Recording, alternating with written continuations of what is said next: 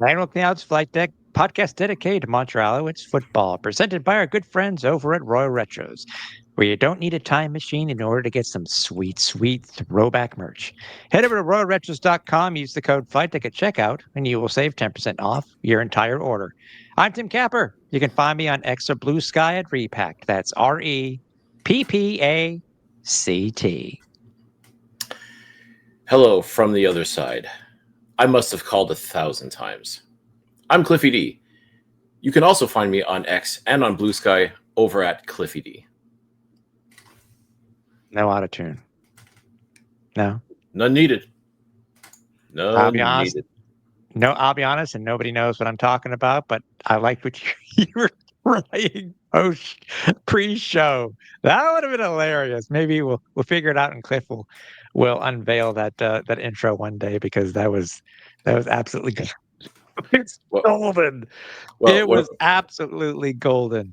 when we're desperate for ratings, I mean, is there a sweeps period in podcasting? I asking for a friend.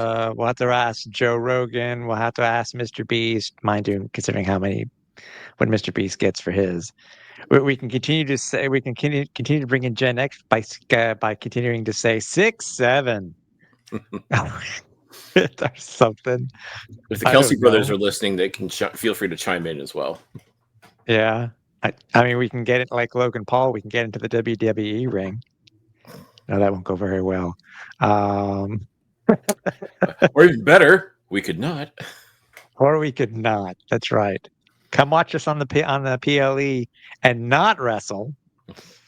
I know we haven't talked about this, but it is very apropos that I think that this week's episode will be titled Changes for obvious reasons. And we're going to be talking about it because oh my God, what an interesting couple of days. Not only for the CFL Nation, Alouettes Nation, not only when it comes to rules, when it comes to rosters for the Alouettes for this upcoming game versus Calgary. Um, Very interesting to say the least, but you got to wait. We want to talk about last week's game because it got us to this point. It got us to this point where the Alouettes now have won 2 straight. It's funny. We can go back in the history of the Alouettes since we've been doing the pod here at South Cliff, and the Owls have been a very streaky team at points. I mean, we're not talking the same like win loss win loss win loss. We're talking win 3 lose 4 win 5 win 8. You know what I mean? That type of thing.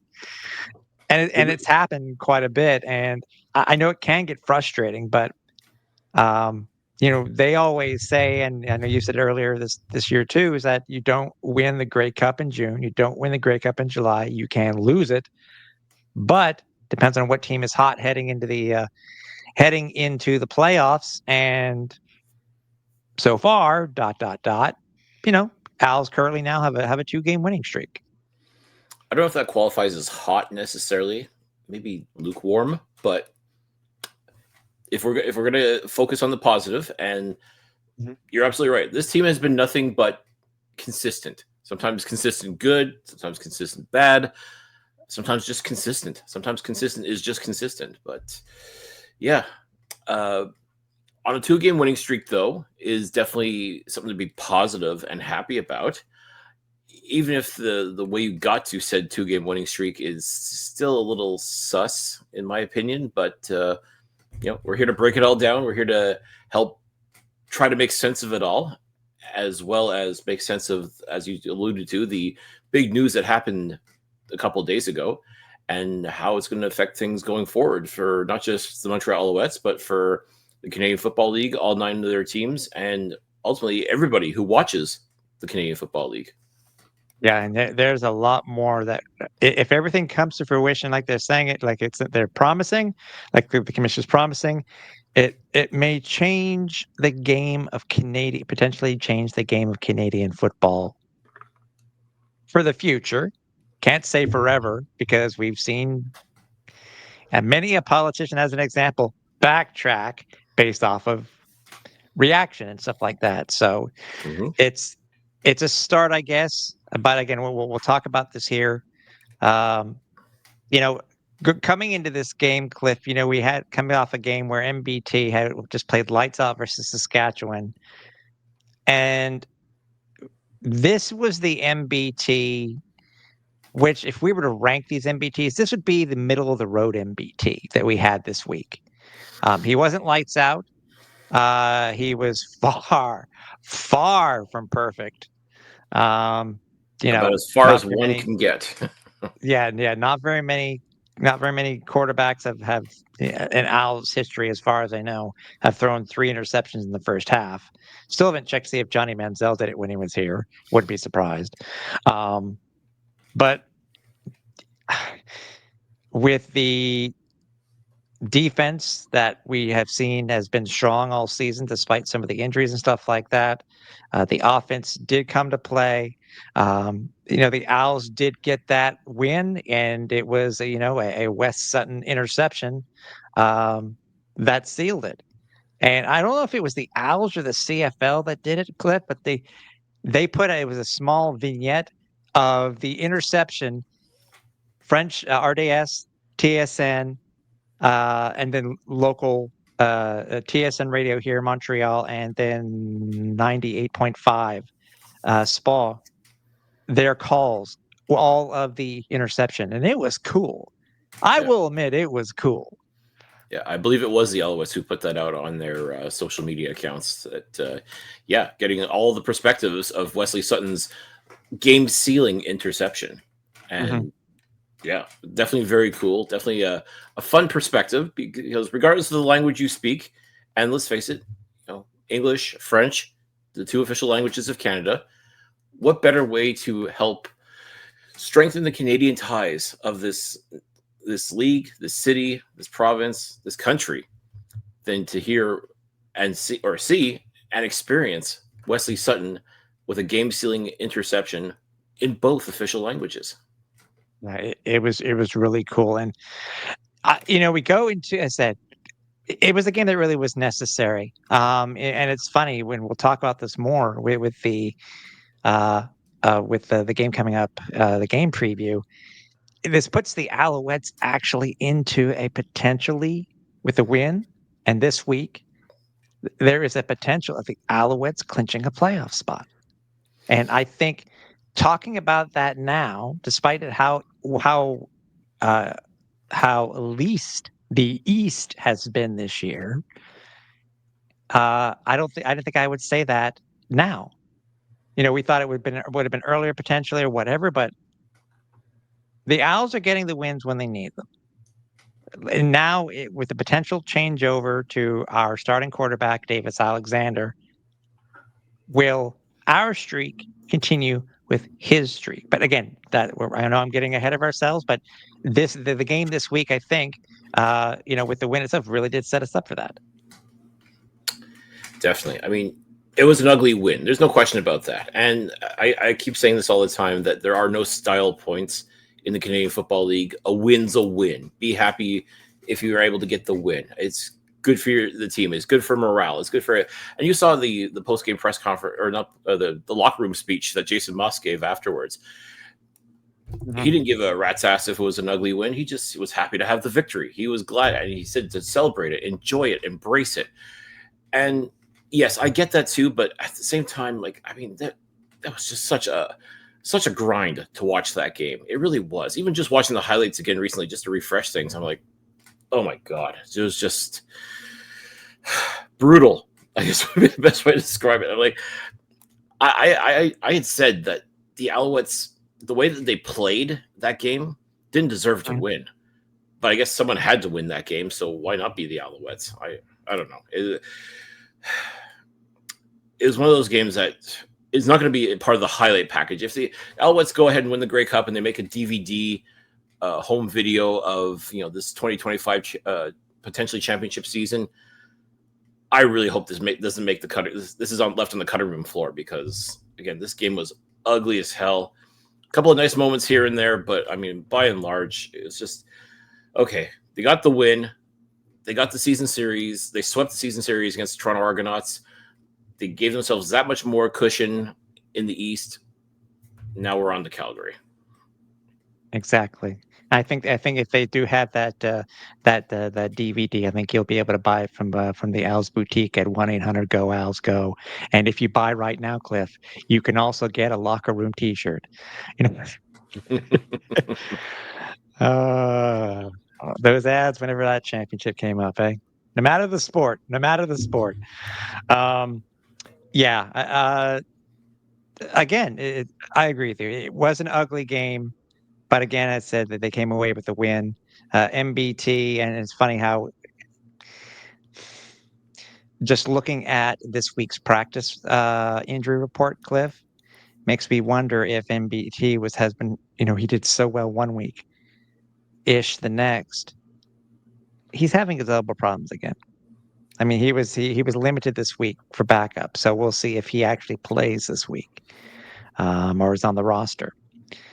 But which begs the question. Again, It begs the question. If you pulled him off the 6-game list early because you clearly didn't have faith in the quarterbacks that were currently dressed for this team.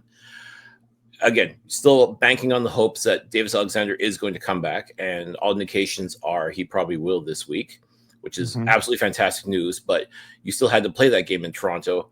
You had to play that game in Saskatchewan. You clearly didn't have enough faith, so you pulled McLeod Bethel-Thompson off early.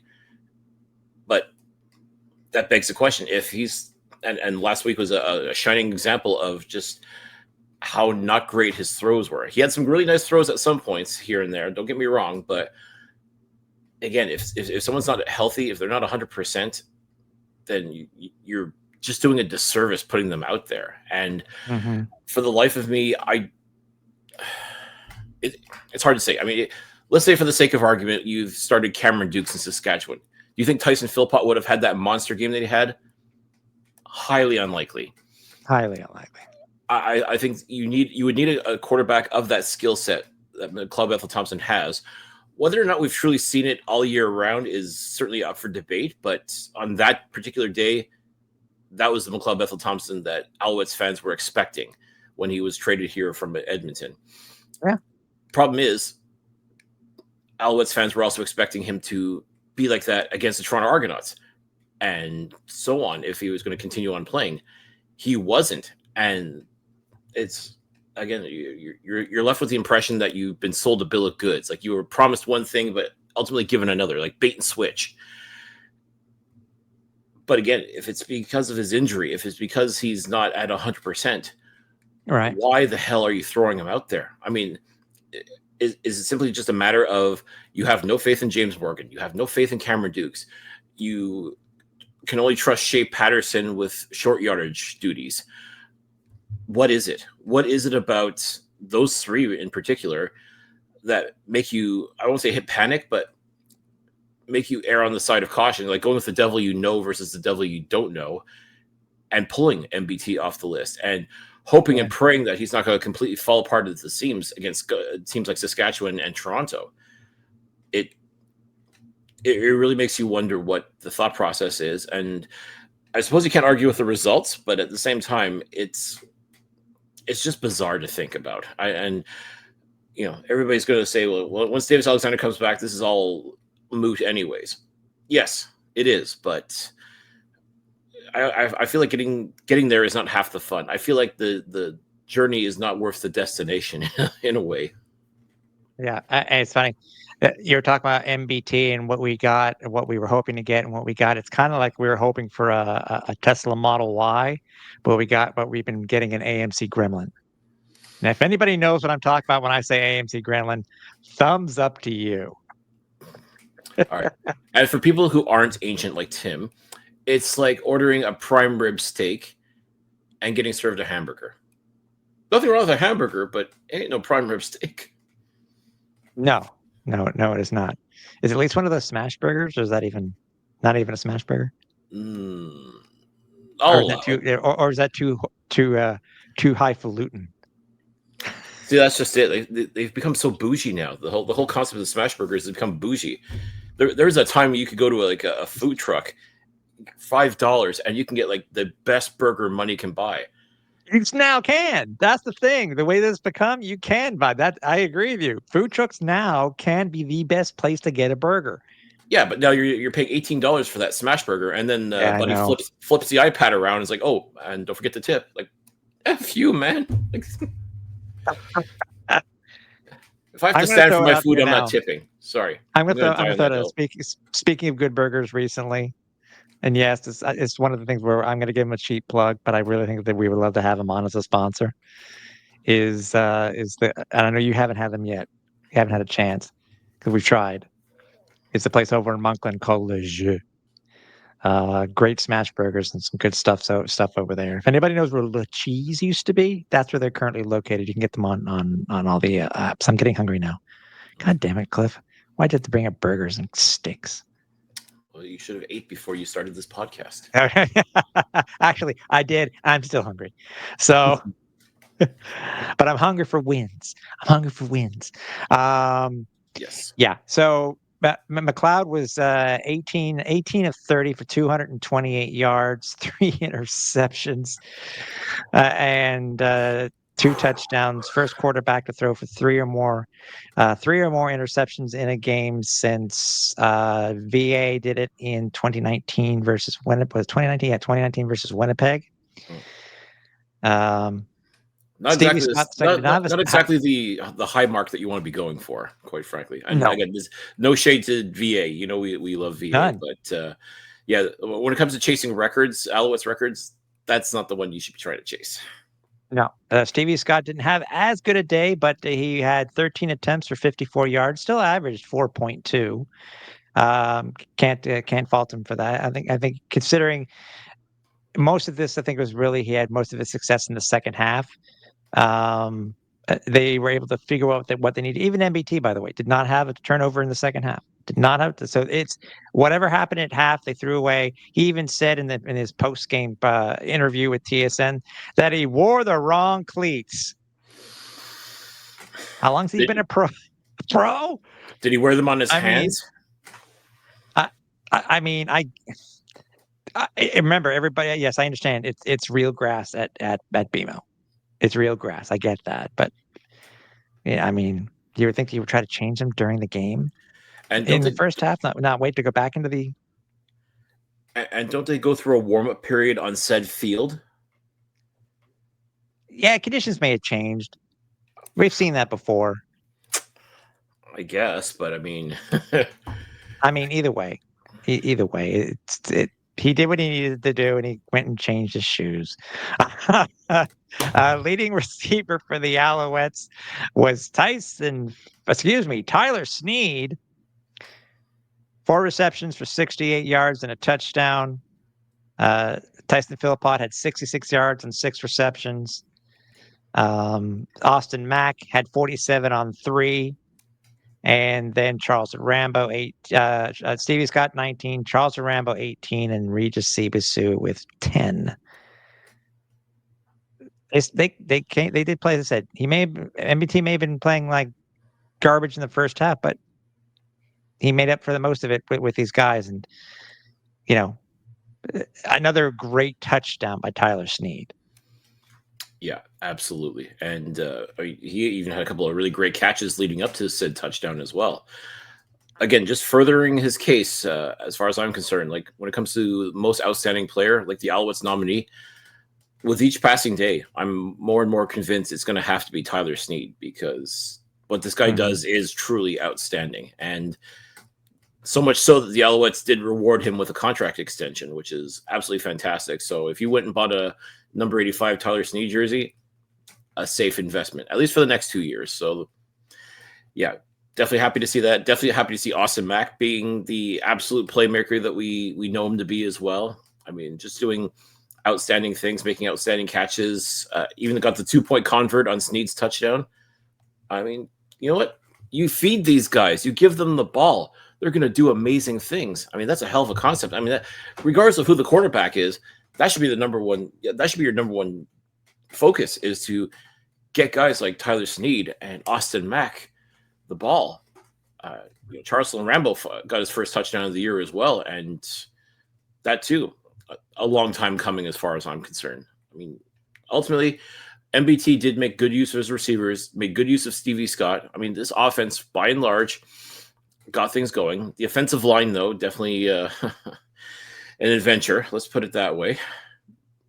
And there were some changes too. By the way, and the Owls have not been. I could say Owls have not been one of the better teams when it comes to 2-point converts. That was spot on this week. It just seemed that everything that could go well in that second half did go well. I mean, and let's talk about the defense too. It was pointed out this week in the CFL in the game notes for the game versus Calgary. So the Owls just allowed just 216 net yards this past week, Cliff, in its win over Toronto. It's their fewest allowed in nearly 2 years, where they allowed 180 net yards versus Ottawa on, I think it was Thanksgiving in 2023. Yeah, Thanksgiving Monday in 2023. Mm. So, Owls held Argos to just 25 rushing attempts. 25 rushing yards on 12 attempts. So that's 2 yards a carry. As we said before, the defense has been playing very, very well. And it seems that they have an offense now that is able to help them not stay on the field as long and get them gassed. And if you look at the stats alone by our guys on defense, you can see why. I mean, they're doing really, really well. We had 3 quarterback sacks this week. Mustafa Johnson's first since coming back from his major knee injury. Mm-hmm. Isaac Ademi Berglund getting his career high 9th sack, but is one behind Matthew Betts for the league's overall lead. And then Sean Oakman. You can't, and then you look at some of the other stuff, knockdowns. You have a forced fumble by Tyrese Bevrett.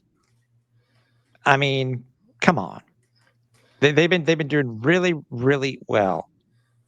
And with the potential of getting Davis Alexander back this week, I'm just hoping it just can't get any better. Plus, we're at home, which to be fair, Owls have not done well at home this year. They're only 2-5, but this could be a huge shot in the arm for them. It's going to have to be. I mean, simply put, this 2-game winning streak is great, but you got to maintain that. You got to keep it going. And again, you're taking on an opponent that has a lot to play for as well. They're very much in a dogfight of their own in the West, against trying to compete with and even hopefully overtake the Saskatchewan Roughriders, which maybe easier said than done, but yeah, they're wanting to prove that they're for real as well, and they're going to have to fend off the likes of Winnipeg, BC, and even Edmonton. Although their playoff hopes took a major hit this past Saturday, losing another buzzer beater field goal game to the Hamilton Tiger Cats. But Calgary, they want to establish themselves. Vernon Adams, wants to show that he can lead a team from start to finish and take them to the promised land. And if that means he's got to go up against the team that basically brought him to the Canadian Football League and gave him the chance to become a superstar, then so be it. It's going to make for a very interesting game because you got 2 teams essentially that are hungry, both teams that are going through injury woes, both teams that have starting quarterbacks who have been banged up but look to be making their return, so to speak, and ultimately with a lot on the line. Not just bragging rights, but when it comes to the CFL playoff picture, there's so much more on the line this coming Friday. So if we were to put this one to bed, and talk about obviously the huge bombshell that was dropped this week by the commissioner, what would you look at? What do you think the Owls need? And obviously we know how Coach Moss talks about trying to center on this, that, and the other. Anything that you would probably try to shore up, especially with hearing who potentially won't be playing this week. I think they need to shore up in my opinion, is the O-line. Even though MBT, this was the first week I think in 4 weeks that the Owls have given up a sack. They probably need to improve that a little bit better. Obviously, coming in, looks like there may be some changes. Even though the Owls are last in the league when it comes to penalties, what called against them, so they're first in the league with fewest penalties. As of late, it's things that need it. The penalties are called at the most inopportune times, which has happened a couple of times this year. And I think this week it needs to be they need to balance the running and passing attack, because I'm sure if DA starts, there'll be some jitters. there'll be some jitters. But what would you, from what you saw this past week, what would you try to shore up yourself, or what would you center on that the Owls need to do against Calgary? Well, with Davis Alexander coming back from a hamstring that's been bothering him essentially the entire season, you know that Calgary's defense is going to do everything they can to flush Davis out of the pocket and make him put that hamstring to use. I'm sure he's going to want to get some use out of it as well. You can't just expect him to stand in the pocket and throw. He's not that type of quarterback. I mean, he's a gunslinger. He's not going to just stand there and just lob passes. Like you expect him to roll out just a little bit and to, make some magic happen. But there's also that concern that he may try to do too much too fast, and God forbid he re-injures a hammy again. I mean, that would just be, as far as I'm concerned, the death knell. But Calgary's going to be focusing on that. Calgary's going to be doing everything they can to make Davis uncomfortable. And what's the saying goes? The best defense is a good offense. That means offensive line. And yes, offensive line, I agree with you. They definitely need to put their best foot forward. I mean, there's penalties. There's letting your quarterback get manhandled, or there's so many things that did not go right and hasn't been going right basically all year. I mean, going back to the CFL awards thing, like think about the Alouettes nominee for most outstanding offensive lineman. I mean, there's names I can mention, but for every awesome thing they've done, I've also seen something not so awesome, and that's hard. You expect these guys to do everything they can, not just to protect the quarterback and give them time and space to work, but to create those lanes for the running back, whoever it may be, to hit the hole and get those extra yards. There are times when this team can do that, and when they do it, it's absolutely phenomenal. They look like superstars. Pro Football Focus gives them all kinds of love, and it's well-deserved. Yeah. But then there's times where they do the exact opposite, and you're left scratching your head like, what the hell's going on? Who decided this is the best we can do? Are these the best 5 guys we had to protect our franchise quarterback, or to give our stud running back a chance to make magic happen? And you're just left scratching your head more often than not. I mean, what didn't help last week, though, was MBT really was holding on to the ball way too long in many instances. That case, you can't blame on the offensive line. But there have been times too where, like, defenders were just able to get to him and just ragdoll him, or just stymie him, or that first interception that he was credited with, MBT, batted ball into the hands of Wynton McManus. I mean, that truly was, I hate to say it, the fact that that pocket just absolutely collapsed around him like a house of cards. Trying to make something out of nothing, but at the same time, it just didn't work. And if Montreal's going to win this game against Calgary, they're going to have to stop arguably one of the better defenses in this league, probably a defense just as good as, if not better than, their own. And the best way to do that is to have everybody on the offensive line truly on the same page, truly understanding the assignment and doing everything they can to protect. More than likely will be Davis Alexander, and then giving every opportunity for Stevie Scott or whoever is going to be the running back to hit the hole and get those extra yards and do everything they can to create opportunities for these guys to make plays happen. If they don't do that, then this is going to be a very long night for the Alouettes. But if this offensive line can really get it together, really showcase what they can do, and let DA and company do what they do best, then this will be this will be redemption for them. It'll be easy to forget all the shenanigans of Toronto if this offensive line turns in an absolutely stellar performance on Friday. I agree. I agree with you 100%. And obviously, we'll talk about the game itself, the preview of the game here in a couple of minutes. But let's go ahead and let's get this out of the way. Don't forget, we are on social media. You can find us anywhere. Any of the podcast aggregates, you can find us. But if you want to find the entire history of the show, head over to www.alouettesflightdeck.ca. You can also find us over on X or Blue Sky over at Alouettes FL Deck, Facebook over at Alouettes Flight Deck Pod, and Instagram and YouTube YouTube over at Alouettes Flightdeck.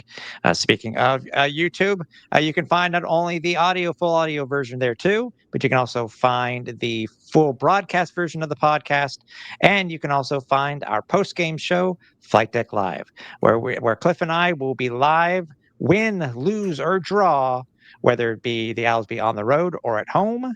And being that we are at home this week, stay tuned for seeing us on the field at Percival Molson Stadium post-game on Friday evening. If you, by the way, YouTube, make sure if you haven't already, make sure you subscribe, hit the bell button, hit the like button, and make sure you know when we do go live. If you're looking for merch from us, head over to flightdeckgear.ca. You still have some time to get some shirts for our annual get together on Thanksgiving Monday. Head over to flightdeckgear.ca. And once again, thanks to our presenting sponsor, Royal Retros, where if you use the code Flightdeck at checkout, you will save 10% off your entire order. And as always, if you love the Alouettes Flight Deck, tell a friend, tell a coworker, tell your family, tell everybody. If you don't love the Alouettes Flight Deck, tell us. Let us know what we're doing wrong so we can make things right. Exactly. So the bombshell came out in a teaser it was on Sunday, right? It was on Sunday. Mm-hmm. Cryptic, yes, press release from the league saying that there's going to be a press conference held on Monday. Everybody's invited who wants to come. Any major media that wants to come, because there'll be a major announcement. And from there, everybody just started speculating on what it could be. With all honesty, Cliff, us not knowing what it was. And what's funny, too, is that all the insiders, we heard nothing from the insiders leading up to when the actual announcement was on Monday. Whether it was any bits and pieces of what it could be, nobody was either saying anything or nobody knew about it. So whatever the league did in order to keep this under wraps, they did a very damn good job. And I will admit, I give props to that because it created a huge buzz for what was to come on Monday. Now, we now know what it is. But when you first saw the announcement, and then you emailed me about it, and then I saw it on socials too, what was your first thing thinking that it was going to be? Truthfully, I didn't know what to think. I mean, when the presser says significant changes to the game, your mind could go anywhere with it. I mean, and you'd see all, as this thing caught fire on social media, you were seeing all kinds of speculation and wondering what could it be? What could be these significant changes? And of course, a lot of people, their first thought was, oh crap, the CFL is going to 4 downs. You're going to, put American rules in, and you're going to do everything you can. You're going to take away all the things that make the Canadian Football League so unique, so special. And we can't have that. And, naturally the torches and pitchforks came out and people were just up in arms, like wondering, what could this be? What could this be? And then you had some people that are just like, just chill out. Maybe they're just about to announce a TV deal. Maybe they're about to announce, but I mean, TV deal wouldn't be a significant change to the game, I don't think. So, I mean, that wasn't quite right. But when you release a presser with such, as you said, cryptic, wording, so to speak, it definitely leaves the door open for anything. And, I don't think people have been so excited for Monday at 1 p.m. to come, Eastern time to come, just because what the hell's going on? We need to know what's going on. What are you doing to F up our game, kind of thing? Like, that seemed to be the general consensus amongst, just about everybody in the CFL universe. You also had some, as you talked about, like a lot of the insiders, the media types and such, radio silence. Like, there was just nothing, like mum's the word kind of thing. Dustin Nielsen kind of hinted at this is going to be significant. This is going to be a significant change. You also heard about certain people being signed to NDAs, non-disclosure agreements, which basically meant that you're only going to find out what's going on. Like, this will not be leaked. There will not be any things leaked, which of course just leads to more speculation, more what ifs, more the sky is falling from all the Chicken Littles. I mean, that's ultimately Rod Peterson using the word Americanization. He's one of the few insiders that actually said so, unlike what Nielsen did. He's one of the few that actually said something, I guess, at that time of substance, and I think that fueled the fire even more. Fan the flames, actually, would be a better way to describe it, because people, Yeah, you're right. Yeah. love him or hate him.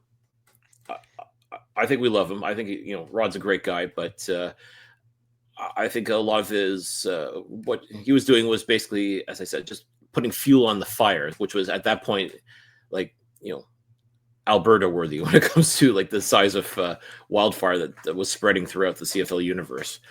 It was just almost out of control. Even, I mean, people really were preparing themselves, I think, mentally and emotionally for the worst. Like, what's going to happen to the CFL? What kind of changes? What are you going to do? And I'm not going to like it.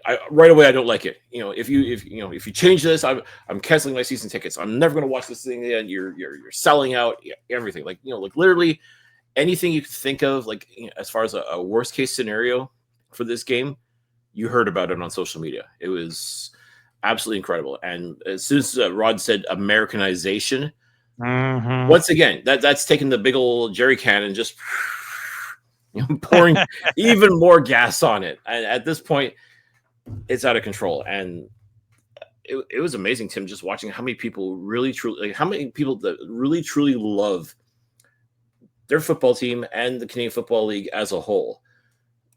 Like they're in shambles, quite frankly. I mean, they didn't know what to think. I'm sure a lot of people really truly had trouble sleeping. And at that point, you may want to dial things back just a little bit. If you can't let this league run your life like that, folks. I mean, this is supposed to be entertainment. This is supposed to be fun. You're supposed to enjoy it. But at the same time, when you feel like something is threatening the sanctity of the event, the sport, the league, everything that you love so much, I get it. I really do. It's just, but I'm just the opinion. Okay, well, let's just see what's going to happen. Who knows? And I couldn't personally imagine them coming out making the announcement, you know what, F this, we're going to become NFL light. We're going to be the Canadian version of the NFL. We're going all American rules, all everything, selling out essentially. And that's what a lot of people were so scared of, was that the CFL was going to sell out, especially in light of this MLSE agreement with the Buffalo Bills. A lot of people thought that was the canary in the coal mine as far as, trying to see, trying to change what we love so much about the Canadian Football League in order to get a bigger audience, in order to draw new eyes in, or in order to get people to please like my sport, which has happened in the past and never ever works. That's the other thing. I've gone through it too. I've gone through it too with other leagues that I've liked. Certain minor tweaks, which, in my opinion, took away from what the game was. And I mean, everybody's heard about it now. We know what it is. Yep. Commissioner Stuart Johnston came out, and by the way, before they had I think they brought in the audio slightly before he came to the podium. You could hear the buzz. Anybody can go back and watch. You could hear the buzz over the hotel that they were at. Oh yeah. You know what? And the clapping too. I remember hearing the round of applause. It's like, what? For the commission when he came up. Yeah. Crazy. You say all the stuff that you just said before, and we haven't talked about what it was. But wait, there's more. There really is. And this is what has been announced. Okay. This is going to be done in 2 stages. And Cliff, do you want me to bring up the graphic now, or wait till we talk about it first? No, because the graphic doesn't have to do with this. But yeah, let's very quickly. I think by now everybody knows what there's going to be changes made to the rules and adjustments to the actual game itself, and we'll get into that really quick. Yeah, I have it in front of me. So here, It's basically going to be done in 2 stages. One of the first thing is in 2026, the modifying team bench locations in 2026. So opposing teams will no longer be on the same same sideline at any field.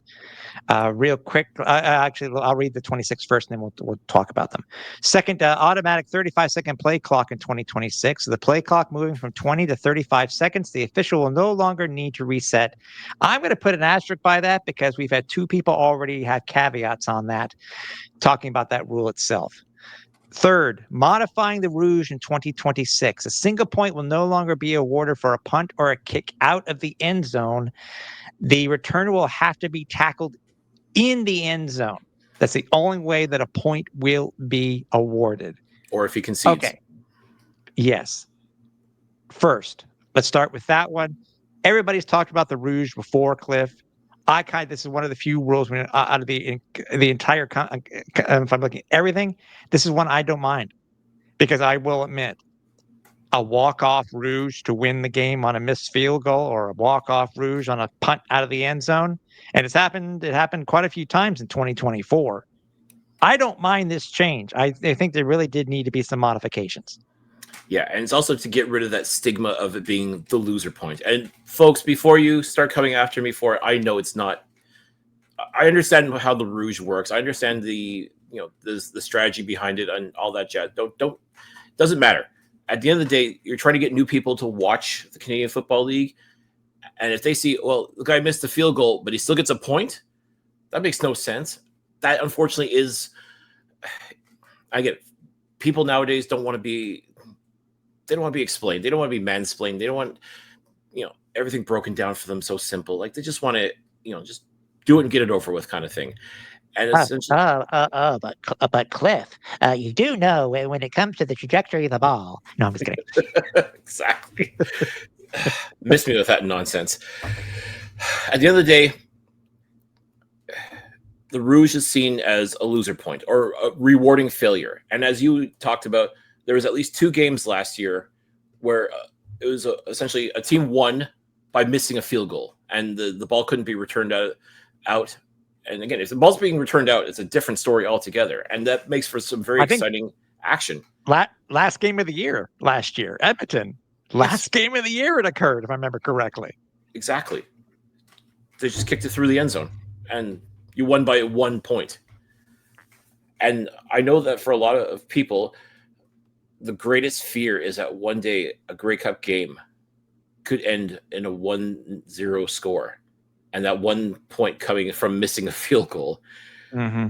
In theory, that is something that could have happened, but no. I could just imagine the absolute shitstorm that would rain down as a result. But and Als fans too have lived through a walk-off Rouge over the past 2 years, if I'm not mistaken. We've had, I think, two of them. 2022, I believe. I think it was 2022 that you're right. That happened twice. And one was just Toronto, and I don't remember who the other one was against. Yeah, I'm drawing a blank too, but yeah. And again, ultimately it comes down to how you play, how you coach, how you strategize. I mean, in a sense, the Rouge is a strategy. I get that. And it's one that has to be respected, but it's still the optic, that mindset that for a lot of people, for a lot of casuals who, quite frankly, if you want to turn them into fans of the Canadian Football League, you could try to explain to them the Rouge and what makes it so great and everything like that and blah, blah, blah, but they're not hearing it. All they see is, oh, guy missed the field goal, he gets a point. And, oh, by the way, that team just won by failing. And that's the optics of it. That's unfortunately, that's how it looks. And it's very hard to argue otherwise, especially when you can't return the missed field goal attempt.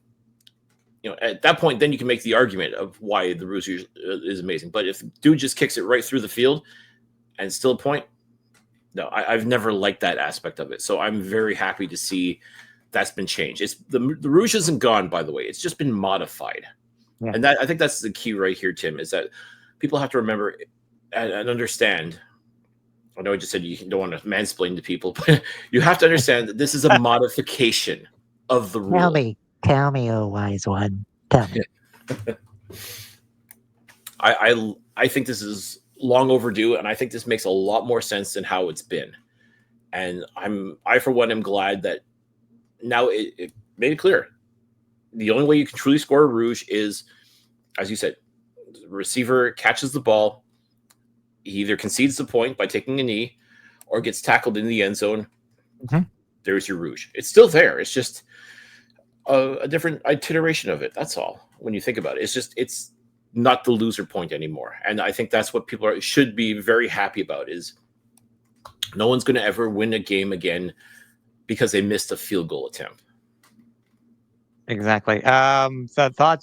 Second one is the changing of the benches. One, everybody knows at Parsham Molson Stadium, you have both teams on the same side. There are just only a few. Most of them are in the East. Of teams that have the benches on both sides. It's all Thoughts four on this, Eastern and we'll teams. say, huh? It's all four Eastern teams.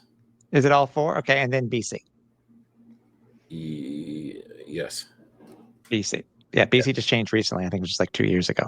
But Right. either way, looking at this from a perspective from Percival Molson Stadium. Now, I got into a chat with one of the TSN producers on X, and I've talked with this guy many a time. I think he's a little. I don't think he's right. Watch me be wrong. We'll see this week when we have the game this week. But as far as I know, the camera card at Percival Molson is on the opposite side, so that it doesn't run into anybody on the benches. Mm-hmm. With the change of this, you're now going to have a couple of things that the Owls are going to have to think about, and I'm sure other teams are too. Is that now the sight lines are going to be a little bit worse on the other side of the stadium, especially those lower rows at Percival Molson, because you're going to have a team there. Yes, potentially you're going to have, you may have the camera card. Well, I'll say, well, may. Well, I'll leave it that until I find out this week. I don't mind them being on both sides. I don't really believe their logic. You know, a player doesn't have to run now 50 yards in order to get back to his bench before the snap of the ball. We never, okay. I mean, less activity during the game. Okay, I guess that can help. I think it's going to be a change, because I think at Percival Molson, if that's the case, there may be it's really just an effect of the movement of the benches to the other side. That side of the stadium, the north side, that's the north side, right? Yes. The north side of the stadium is going to go through that field level is going to go through a little bit of changes, in my opinion. We'll see what happens, because as everybody knows, that all the fans have access. They can come onto the track, be able to walk from one side of the stadium to the next, basically. Mm-hmm. I don't think that's going to change. And how are you thinking now, Cliff, that if you're a season ticket holder that sits in those first, I'll say 4 or 5 rows, because I really don't know how high it would really matter. Mm-hmm. And the Owls just just offered the 2026 season tickets. And they just make this change. Did they not think about this? No. It's like a domino effect. I mean, needless to say, I'm fine with this change. Some stadiums will have to make changes more than others. Percival Molson, I think, is going to be one of them. Mm-hmm. But I'm okay with this change. I'm trying to remember the last time. Was it the Big O? I think it was the Big O, where the teams were on opposite sides. And I really have to go back into Alouettes history to see the last time that you had the teams on opposite sides of the field at Percival Molson. Mm-hmm. But that's for another day. Yeah. But I'm fine with this one. As am I. And we're not going to have. Apparently, there's always a concern that you're going to see a scuffle break out, because there's a lot of trash talking that goes on. And when you got teams that are in such close proximity, I'm surprised, quite frankly, and I'm sure a lot of people too are also surprised that we haven't seen more of these Donnybrooks break out. Just like, especially when someone gets speaking a little too hard, and then someone's just going to take it the wrong way, and just all hell breaks loose. I'm actually surprised that hasn't happened sooner. And we're also not going to see any more Deron Carter bumping into Rick Campbell kind of incidents, like from back in the day.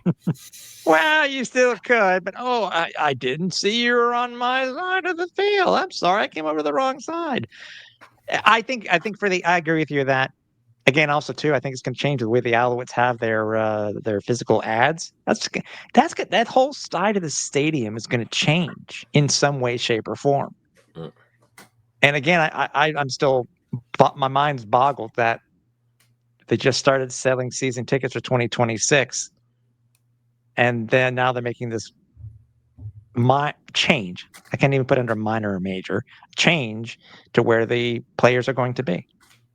So Yeah, you would have and thought that they would have. Anyway, it's like, were they consulted? These are a couple of questions I have from a couple of people in the Owls organization that I'm going to speak with this week, if possible. I'm curious to know about that one question. yeah, I'm fairly convinced nobody was consulted on this. And again, as we found out after the rules, definitely the players and the coaches were not consulted because they had opinions as well, which we'll get to in a little bit. But no, I'm pretty sure that the board of governors and the commissioner, and as we discussed, there are some people in the know, so to speak, that had to work with the league on this, and they signed non-disclosure agreements, so they knew about it. I don't know if they ever even brought any of this up. I don't know if there's even a point of contention for any of these teams, but it will be definitely interesting to see how the Alouettes sort that part of the equation out, because most people don't think about it necessarily, like, oh, but you can see the players, they're up close enough like that. Yeah, but if they're blocking my view and I'm paying X number of dollars to watch a game, meanwhile they stand most of the game. Sometimes they sit, but more often than not they're standing. So I mean, and they're milling about, and you're just trying to watch a football game, and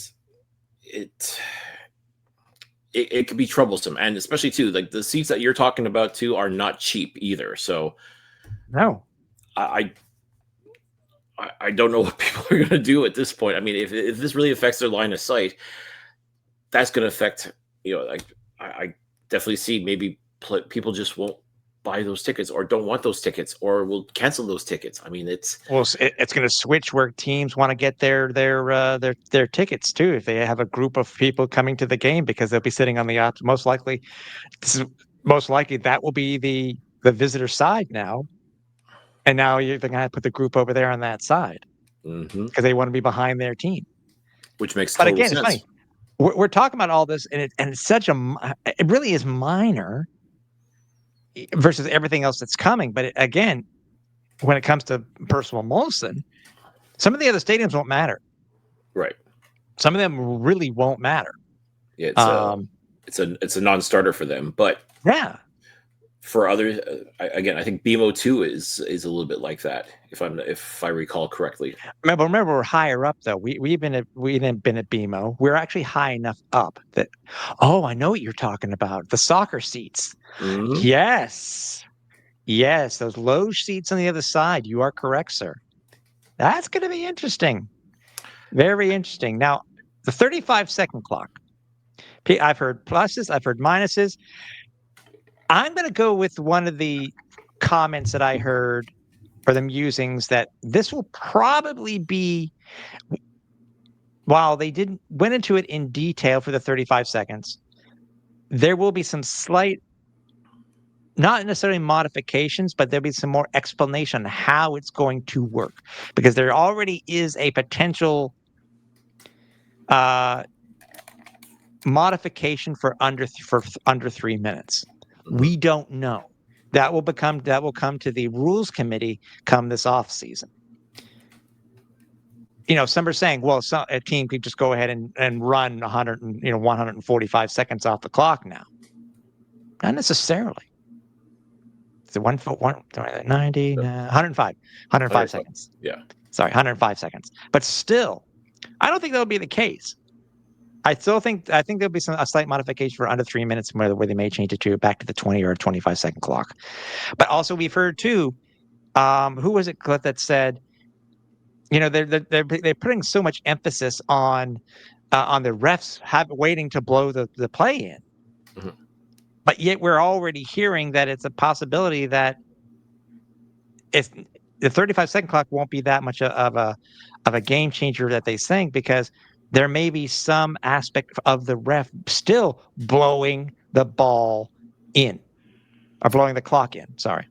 Well, how it was initially explained during the press conference was that as soon as the play is whistled dead, the 35-second clock restarts in order to help speed things along. So there isn't going to be an issue of the referee having to blow the play in. My question is, what about injuries? Like, what about there's a timeout. There's a lot of little things that they weren't addressed at. You're right. Where does the clock start after a penalty? It won't start at 35. Will it start at 20? That's a very good point, because I think even in the NFL, after a penalty, it's not as normal time. It drops to a certain college football too. So yeah, it goes from 40 seconds to 25. Yeah. So I guess in this case, would you go from 35 to 20? Like, which is what CFL fans are used to as a 20-second play clock. But again, this may be one of those things that I'm sure there's an explanation for it. We just haven't heard it yet. Or maybe it's one of those things that you may have to actually see it in action and try it out, like before you make a concrete rule and decree as to how you're going to proceed with this new play clock. But this is something that the league is going to have to consider, especially when it comes to those outside factors. I mean, the idea of speeding up the game definitely makes sense. Definitely, I can appreciate that. And I think in a lot of ways, it makes total sense, because the one instance they used was the Edmonton-Hamilton game. There was a minute and change left, but it took 11 minutes for that series to go. Mm-hmm. Because of, I think there was penalties. I think there was timeouts. I think there was a review, if I'm a replay review, if I'm not mistaken, for roughing the passer. Those are all things that add to the, that takes up time. Absolutely. So, but it has nothing to do with the play clock. You're right, but this was the argument that they were trying to make about as far as how long, like a minute and a minute and change basically shouldn't take 11 minutes to pull off. No, I can't argue that. I really can't. No. I don't know. To me, it's something I'm looking forward to seeing though in action, because I having watched enough NFL, I'm used to a 40-second play clock. And right. I've often joked that, if these guys were such great football people, they should be able to do it in 20 seconds like the CFL does. I know you're comparing apples and oranges in that sense, but, I think a 35-second play clock definitely lends itself to potential, especially if it goes the minute the last play is blown dead. Now you really got to be smart with your coaching. You got to be really smart with getting the plays to the playmakers, and quarterback has to be really on the ball when it comes to stuff like that. Defenses as well. Everybody who's on the field has to be ready to go. The minute that play is whistled dead, on to the next one, and you got to be ready to rock. And I like that aspect of it. I think that's one of those things that's not going to make the game seem so plodding at times. And let's face it, the CFL does pride itself on fast-paced, exciting action, which it definitely has in spades. But it's not always like that. There are some lulls. There are some times where you just want to get them going again. Like, what are we waiting for here? Like, just go. Let's go. And this is going to help, I think, ensure that happens more often than not. So I'm really looking forward to seeing this in action. I mean, I'm sure it's not going to be perfect. I'm sure, as we like I said, those little wrinkles that we just talked about, that's going to have to be figured out. I'm curious to see how they are going to figure that out, and if it's going to work or not. So it's going to make for a very interesting look. And yeah, this is one of those things that I'm truly curious to see in action. And well, you only have to wait till next year for it. And then comes 2027. And this is where I think a lot of fans, again, are very torn. A lot of them really like these. A lot of fans truly hate these. And there's middle ground, and some people have found the middle ground, but it's it's all part of what made Monday so monumental for so many reasons. So let's Yeah. let's get into it. Yes. First thing, we'll go with moving the goalpost location in 2027. So now the goalposts will move from the front to the back of the end zones. From there, the shortening of the end zones in 2027 will be the end zones will move from 20 to 15 yards. Mm-hmm. And this one, in my opinion, Cliff, has really been the biggest topic of contention is the shortening of the field. The field will move from 110 to 100 yards, basically getting rid of the 55-yard line, RIP. Okay.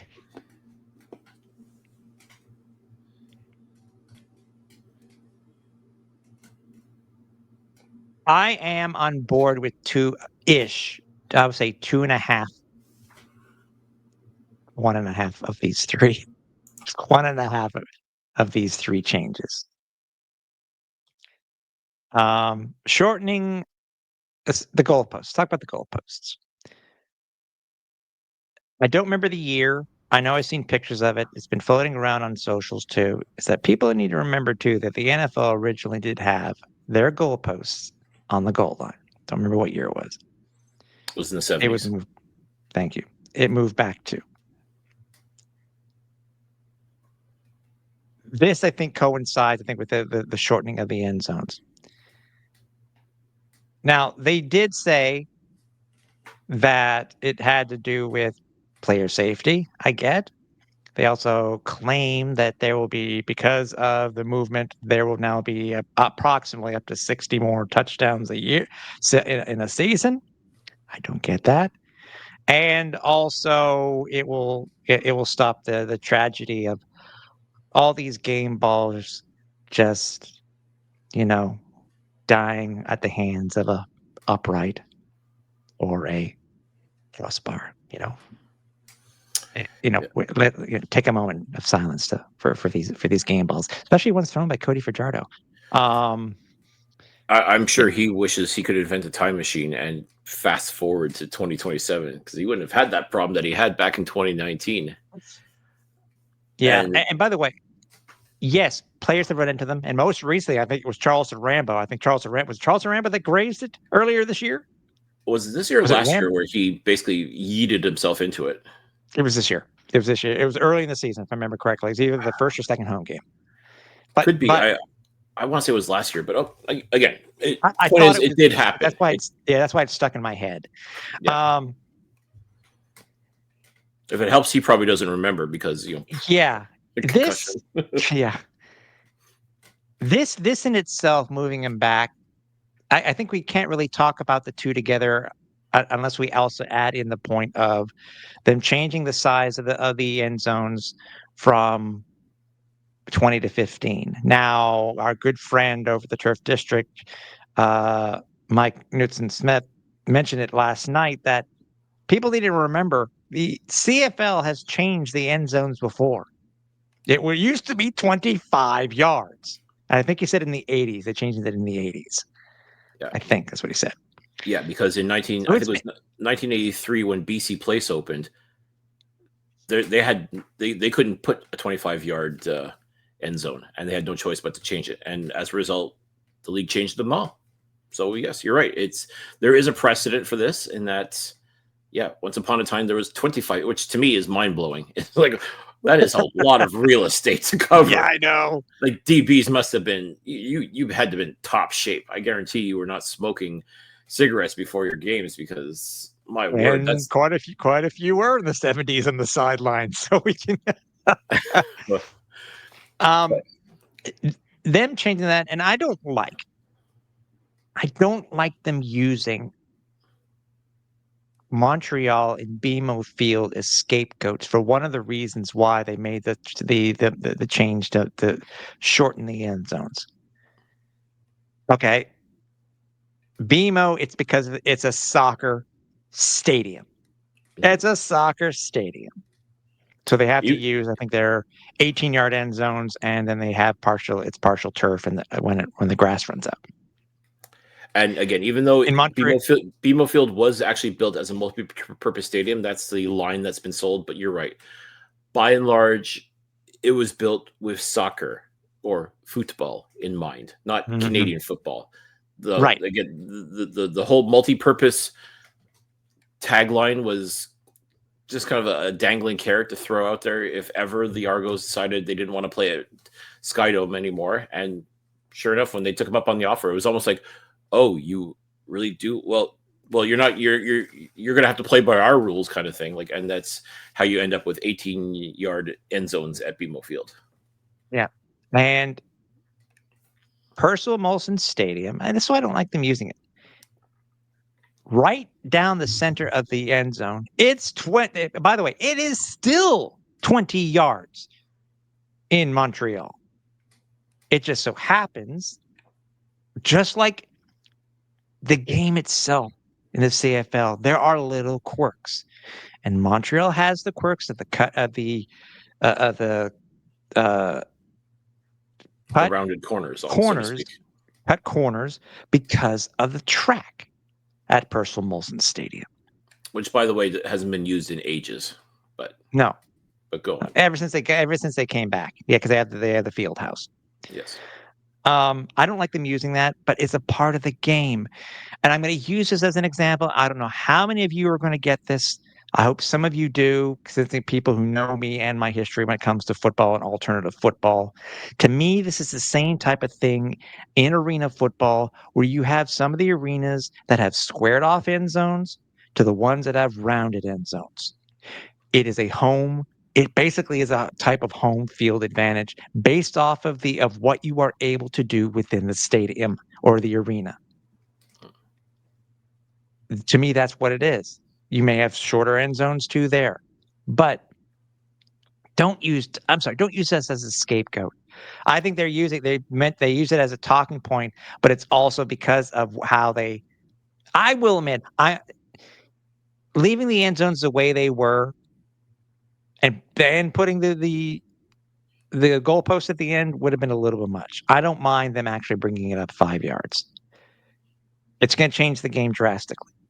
Because it's something that you and I have talked about when it comes to they're saying, oh, well, now teams will now try to go for it more times.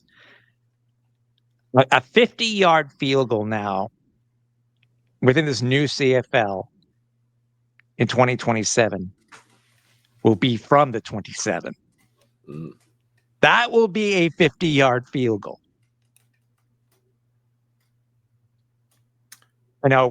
Extra points, I think, from what I've been told, will be kicked from the 10. Which makes sense. Yes. Also, we keep hearing there's a potential talk of maybe having a zone behind the goalpost where a missed field goal might be able to be caught and brought back out. I don't know if that's a wishful thinking, but that kind of reminds me similar to, and I'll say this again, in the arena football, because of the nets, people were able to actually put 1 foot out of bounds to get the ball and then take it back. What are your thoughts on this, Cliff? Because yes, it is major changes to the game itself. The big one is going to be the next one that we're about to talk about, because that's the one that I have the most issues with, and where I think most teams will too. But what are your thoughts on the changes that comes to the end zone change and to the putting the goalposts at the back rather than the front? You know who's really going to like that change with the end zones is Eugene Lewis, because he's had at least one touchdown robbed as a result of those cut corners at Percival Molson Stadium back when he was a Montreal Alouette. So now when he scores a touchdown, you know it's going to be a touchdown. There's no ambiguity as to where his feet are and where the ball is being placed, and so on. I am not opposed to the field goal. I kind of laugh when I think about during that press conference on Monday. They talked about how I think it was not Robert Gordon, the BC defender who had that absolutely phenomenal interception. And for a lot of people, it was ruined because it happened behind the goalpost. Like the goalpost was in the way of said interception. Surprisingly, a lot of defenders in the Canadian Football League, defensive players, have sort of relied on the goalpost or the upright to be a sort of additional defensive player. Because I remember in Calgary, your 13th man, so to speak. So to speak, not just because of the Cody Fajardo crossbar situation, but also Marc-Antoine Dequoy had a great interception, a couple of great interceptions, and basically he was hiding behind the goalpost, and almost at the last second was able to dart out, snag the ball from the quarterback, and at least I think it was against Ottawa, he took it to the house. Mm-hmm. Or just, I think there was also one game in Calgary too where he just appeared out of nowhere, practically took the ball for a pick. That's going to be eliminated now as a result. Like defenders cannot rely on that. I mean, and I think a lot of people will be happy because that sort of opens up the playing field, so to speak, like making the end zone completely open. All that real estate is going to be available now for the offense, which to me is where that whole idea of being able to score more touchdowns comes into play, because you don't have to worry about trying to compensate for trying to either throw around or throw over or even try to throw through the goalpost. That's not going to be an issue anymore. To me, I think shortening the end zone works because, again, I think it's 10 yards in the NFL. You're still getting a bigger end zone in the Canadian Football League, which, again, is one of those things that people love. They love things that make things, it's one of those little quirks that they love, is the fact that there's bigger end zones. Well, guess what? You still have bigger end zones as a result of this. I mean, 15 yards is not 20, I agree, but it's not 10.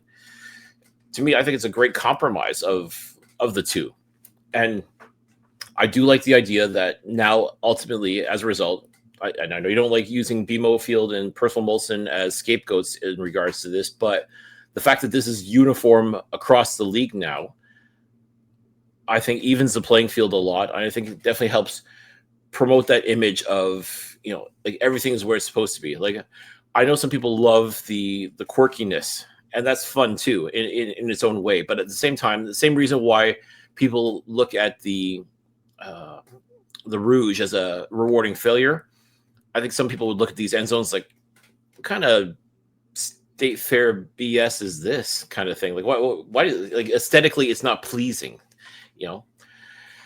This changes that. Now everybody, all 9 teams, are going to have uniform end zones, and there won't be any confusion. There won't be any, quirkiness. I mean, if you like quirkiness, you're disappointed. If you want things to be on an even playing field, this should put your mind at ease more than anything else. I think these are good changes. I think these are changes that I won't say had to be made, but I don't think it's going to spell the end of Canadian football as we know it. I think it's an evolution. I think that's the best way to describe a lot of these changes are evolutions. And let's face it, evolve or die is really how it has to be nowadays. I mean, certain things have to change. You can't stay status quo forever. And I think that's a very bitter pill for a lot of people to swallow, because let's face it, a lot of folks are very tied to this league. They're very committed to this league. They're committed to what makes this league different than all the others. And I'm not saying that you have to be like the other leagues. I'm not saying be NFL Light or NFL Canada or any of these other terms that I've heard as well. I still think a lot of these rules, and I'll explain this in a little bit too, even with these modifications, it still retains a lot of what makes the Canadian Football League so special. And I will say, I'm going into all of this with an open mind. There's some things that I'm not too fond of, but I see why these changes have to be made, and I'm embracing them. I'm willing to see them through and see if it works. And for a lot of these rules too, if they don't work, you can go back. Like some things, once you've opened that, once you broke that glass, you can't unbreak that glass. But at the same time, there's a lot of things where certain rules that are going to be implemented that if it doesn't work, you could go back and it wouldn't truly affect anything. So no, we got the big one too coming up, which we're going to talk about, which I think puts a wrench into what you're just saying, but continue. Well, I was going to say, like, yes, I know what we're going to talk about. And yes, that would be one of those ones where you can't walk back so quickly. But nearly every other one can be walked back if it had to, if it truly had to be. If you try it out and you know what, this looked good on paper, but the execution is absolutely horrible. It's not going to work. So why don't we get into that last rule that, like I said, won't be so easily walked back if it had to be. So RIP to the 55-yard line. The 10 yards in between the 50s will now be eliminated. It'll be a 100-yard field. Or the width will still stay the same, by the way. That's important. So in essence, the field is shrinking by 20 yards. In essence, it's being shrunk by 20 yards. Playing field 10, end zones 5 on each side. Correct. This is the one that I think had the biggest reaction to, because it's not just the CFL. It's not just the stadiums. It's youth sport. It's amateur football in Canada. It's not the CFL. It's the Canadian game that's being modified.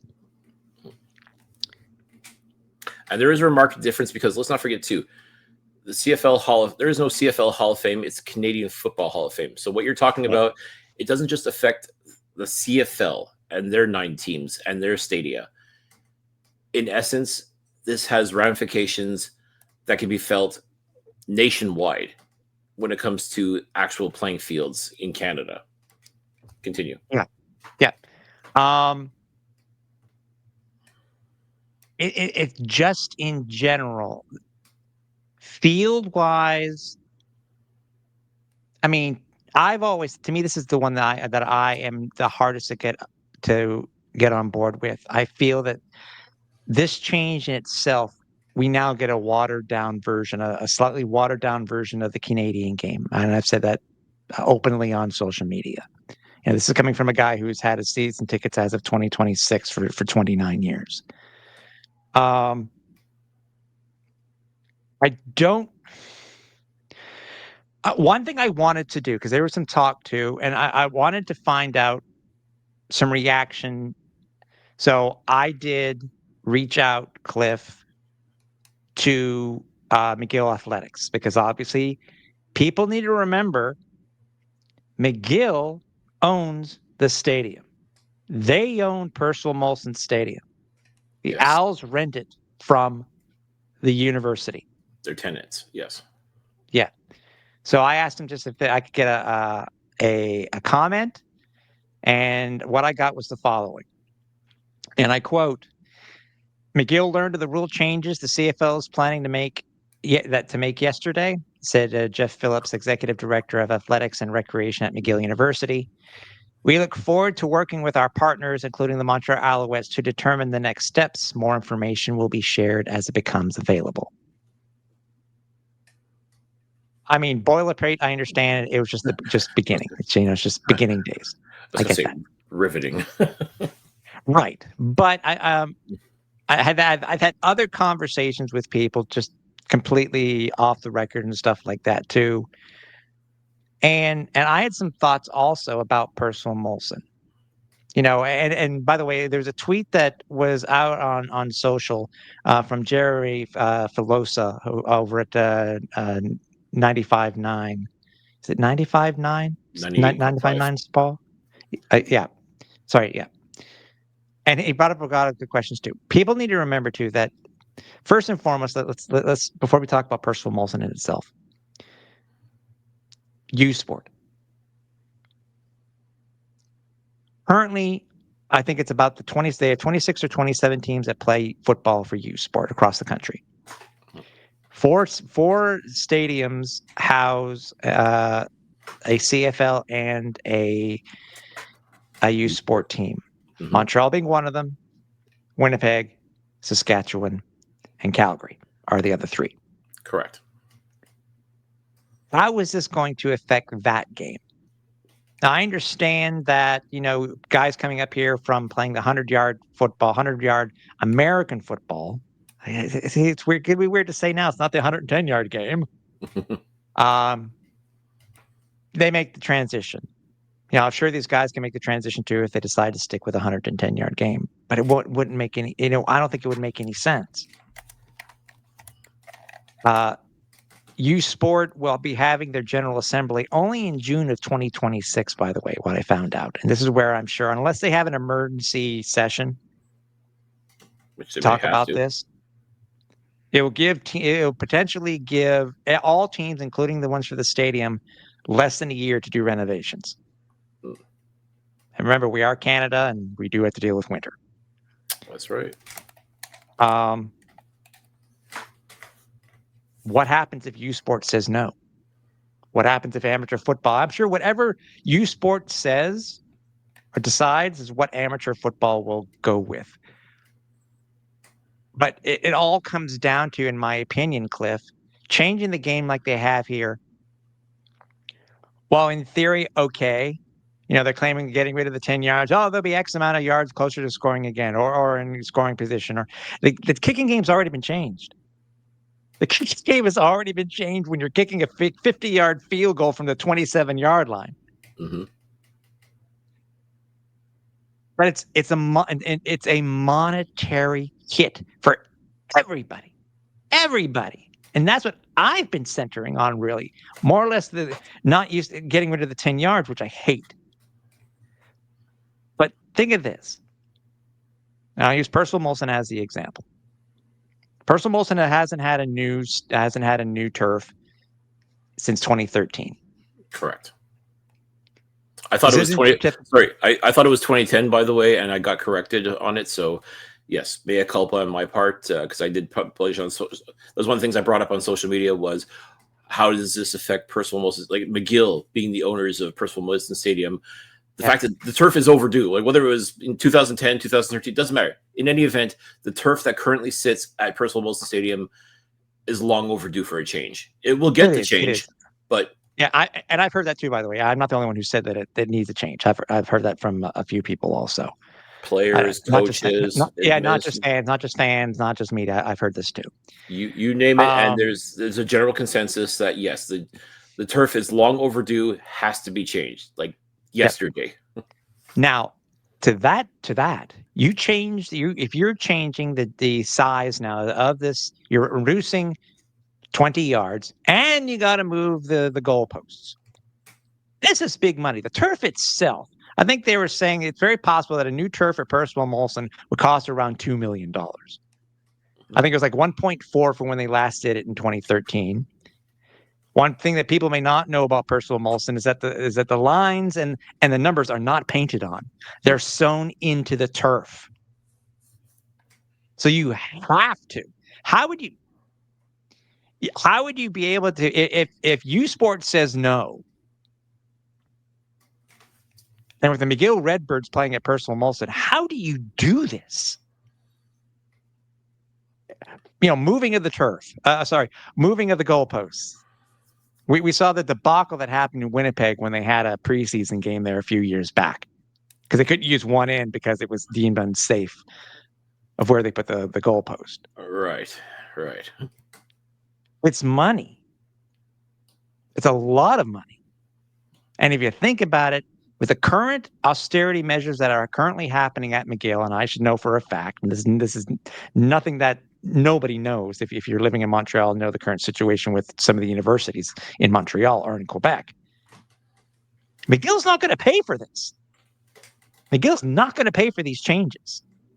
It'll be up to the Alouettes and Pierre Carpelado to write the check if this has to happen.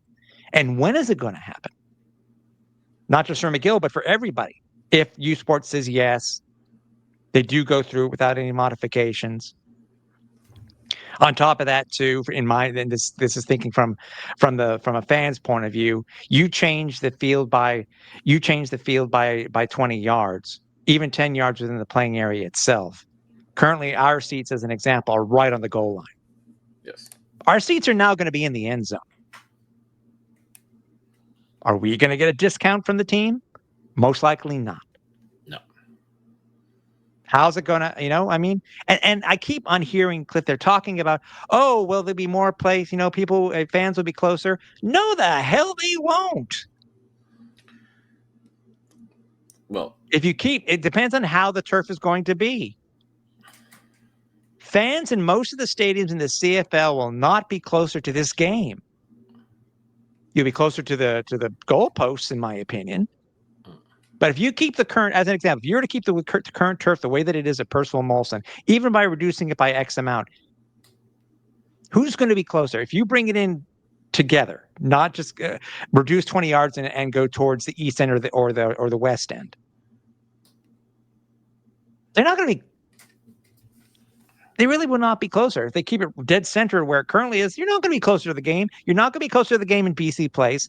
You have Canadian football stadiums that were built specifically for the Canadian 110-yard game. Saskatchewan, Winnipeg, Hamilton. They're going to deal with that. Calgary itself just got new turf. Yeah. It's nice turf, by the way. As everybody remembers, I was in Calgary for the Owls game.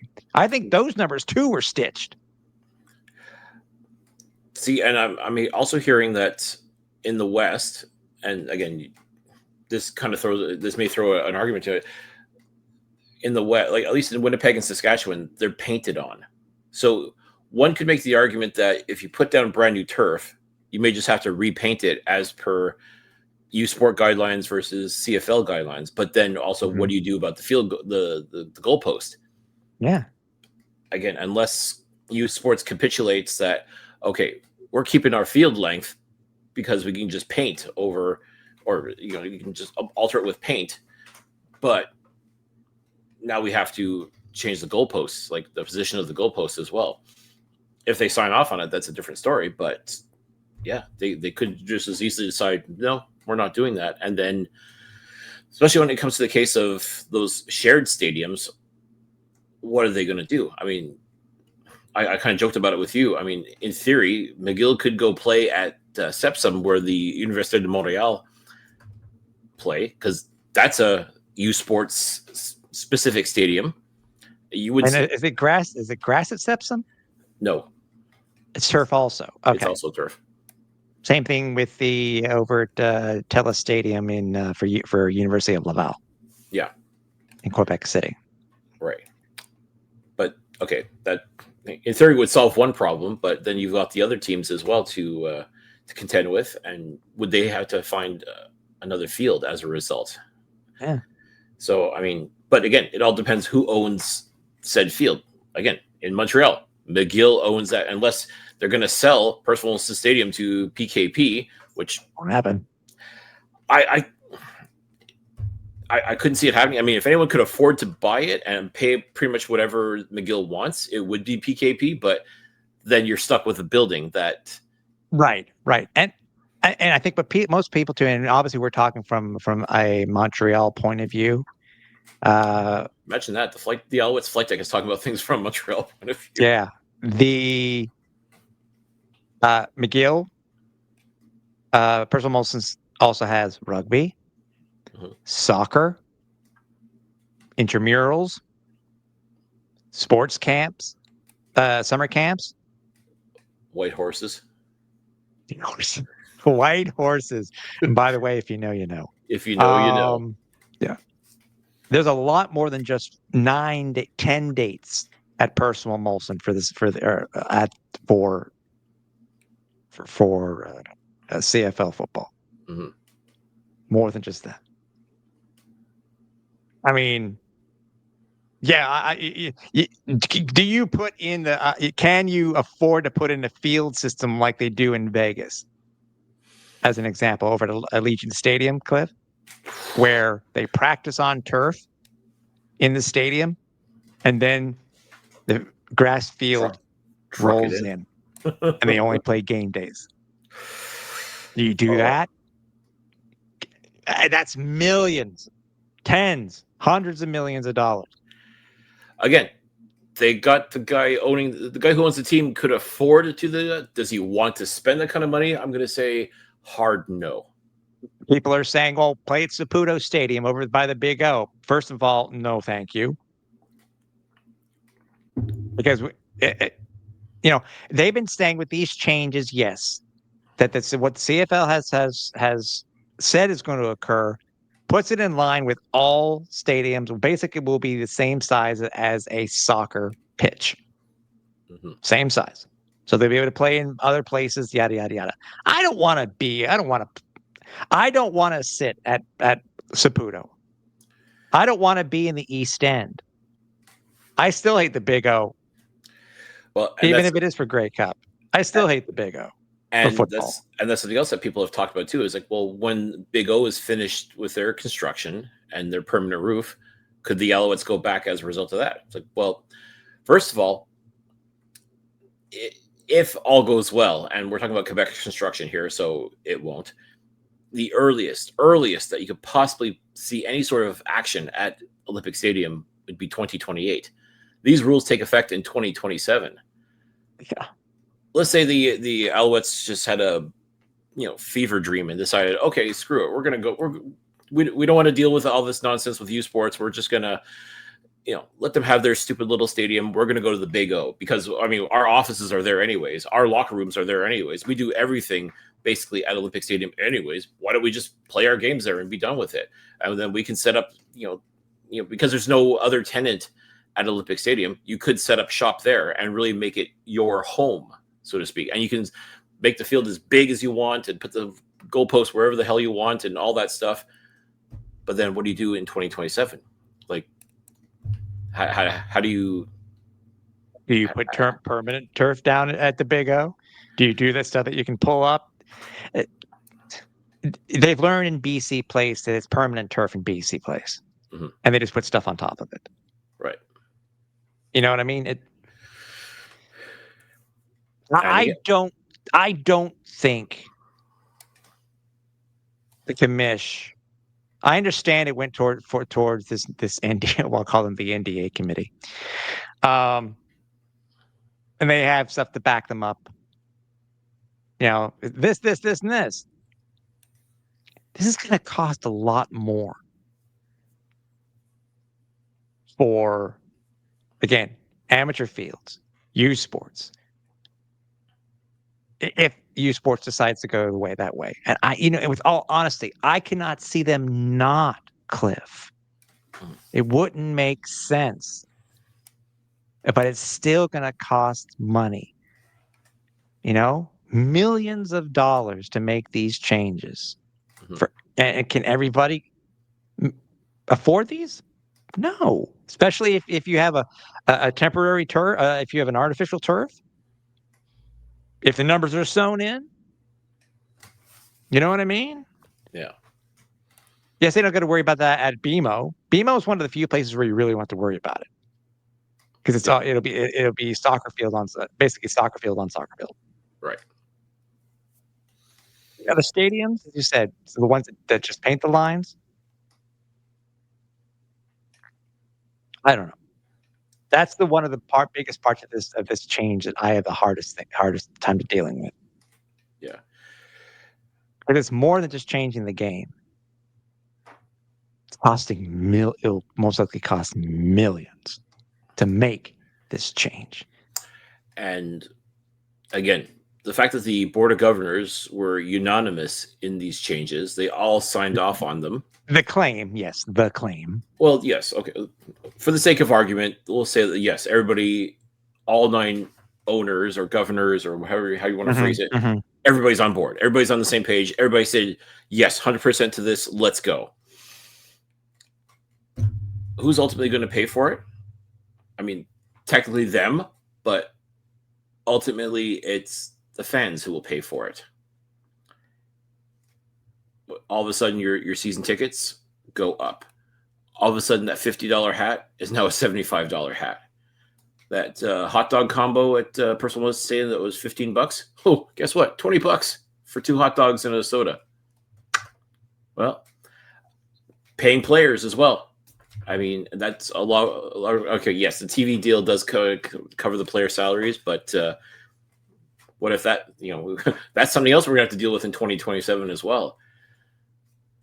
I mean, if things stay status quo with TSN, it may be a non-starter, but ultimately everybody's going to have to pay for this. It's not, yes, it's the owners initially and the board of governors initially that pay for it, but ultimately it trickles down, and it's going to trickle down to everybody that wants to buy a ticket and watch this game. So while I am in favor with these modifications, these adjustments to the rules and such, I can't help but wonder, some of them ultimately I think can be good, but at the same time, it's not so simple as, okay, just move the goalpost back, change the rouge, 35-second play clock, yada, yada, yada. I mean, there's still a lot of moving pieces to this. And I guess, maybe once we see it all in action, it'll be a different story. But ultimately, I'm kind of with you in the same boat that the one that's going to be the hardest to truly accept and ultimately make work is the field, like the field length adjustment. Because while, yes, it does sound good to have, a possibility that, okay, yes, if there's a soccer stadium somewhere out there, you could put a CFL field in that and set up shop there if you wanted to.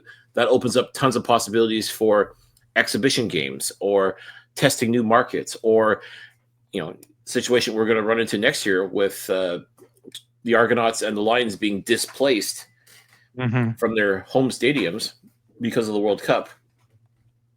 If these changes were already in effect, then it'd be okay, no problem. We're just going to set up shop at this place or that place, because you can put a CFL field in there, no problem. You don't have to build a temp stadium. You don't have to, go play at someone else's stadium and charge that season ticket base an extra ticket and screw over your season ticket holders as a result. You wouldn't have any of that. You may not necessarily have any of that. But yes, there's a lot to take in here. There's a lot to consider, and I want to be positive about it. I do think overall, a lot of these moves are going to be good for the league and going to help. The one thing that people are talking about, like, how is this going to bring in new fans? How's this going to bring in different people? This is the one thing that I won't say people aren't clamoring to the CFL or not watching the CFL because of this, that, and the other. Changing the rule isn't going to increase viewership. It's not. Ultimately, it's going to have to come down to marketing. And this is the one thing that the CFL just can't seem to grasp, that concept of market better. Market your teams, market your players, market the things that make the CFL so interesting. That too it almost feels like now you're marketing the stuff that people don't want changed. You're marketing that all of a sudden. Like, that seems to be like the thing you're going to try and sell now. But ultimately, if you want more eyes on the product, if you want more butts in the seats, you've got to market this league, these players, these teams, everything about this, what makes this league great. That's what you got to market the crap out of. You can change all the rules you want, but if nobody's watching or you're not bringing in new people as a result, if you think you're giving them what they want by, moving the goalpost back so it doesn't look weird when there's a touchdown or anything like that, a shorter field because like that's how they do it down south, and maybe they'll be more used to that. The whole rewarding failure as miss a field goal equals 1 point. This is just stuff that most casual viewers tune into. They see it and they think it's stupid, and no, I'm not watching that. That's nonsense. That's state fair football. I'm glad you brought this right up right now. You want to talk about the Americanization of the Canadian Football League? To that, I present this. And this is from... By the way, I would say anybody who is just listening to the audio version, we do suggest using the same timestamp and coming over to YouTube to see what Cliff is, the graphic that Cliff is talking about. Yes. This was from the X account at CFL_today. I think it's absolutely brilliant. I mean, when you talk about the Americanization of the Canadian Football League that's supposedly happened, I want you to take a look at this graphic.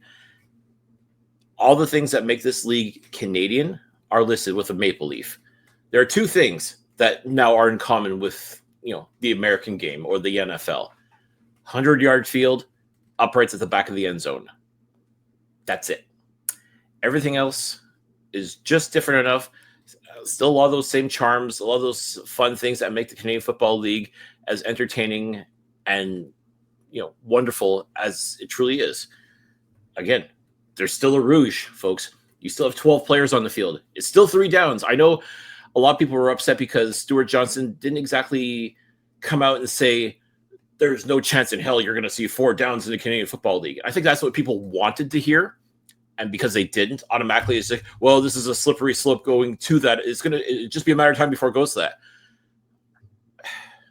I don't think it ever will. No, I don't think it ever will either. Again, let's not forget, Stuart Johnson is Canadian born and bred.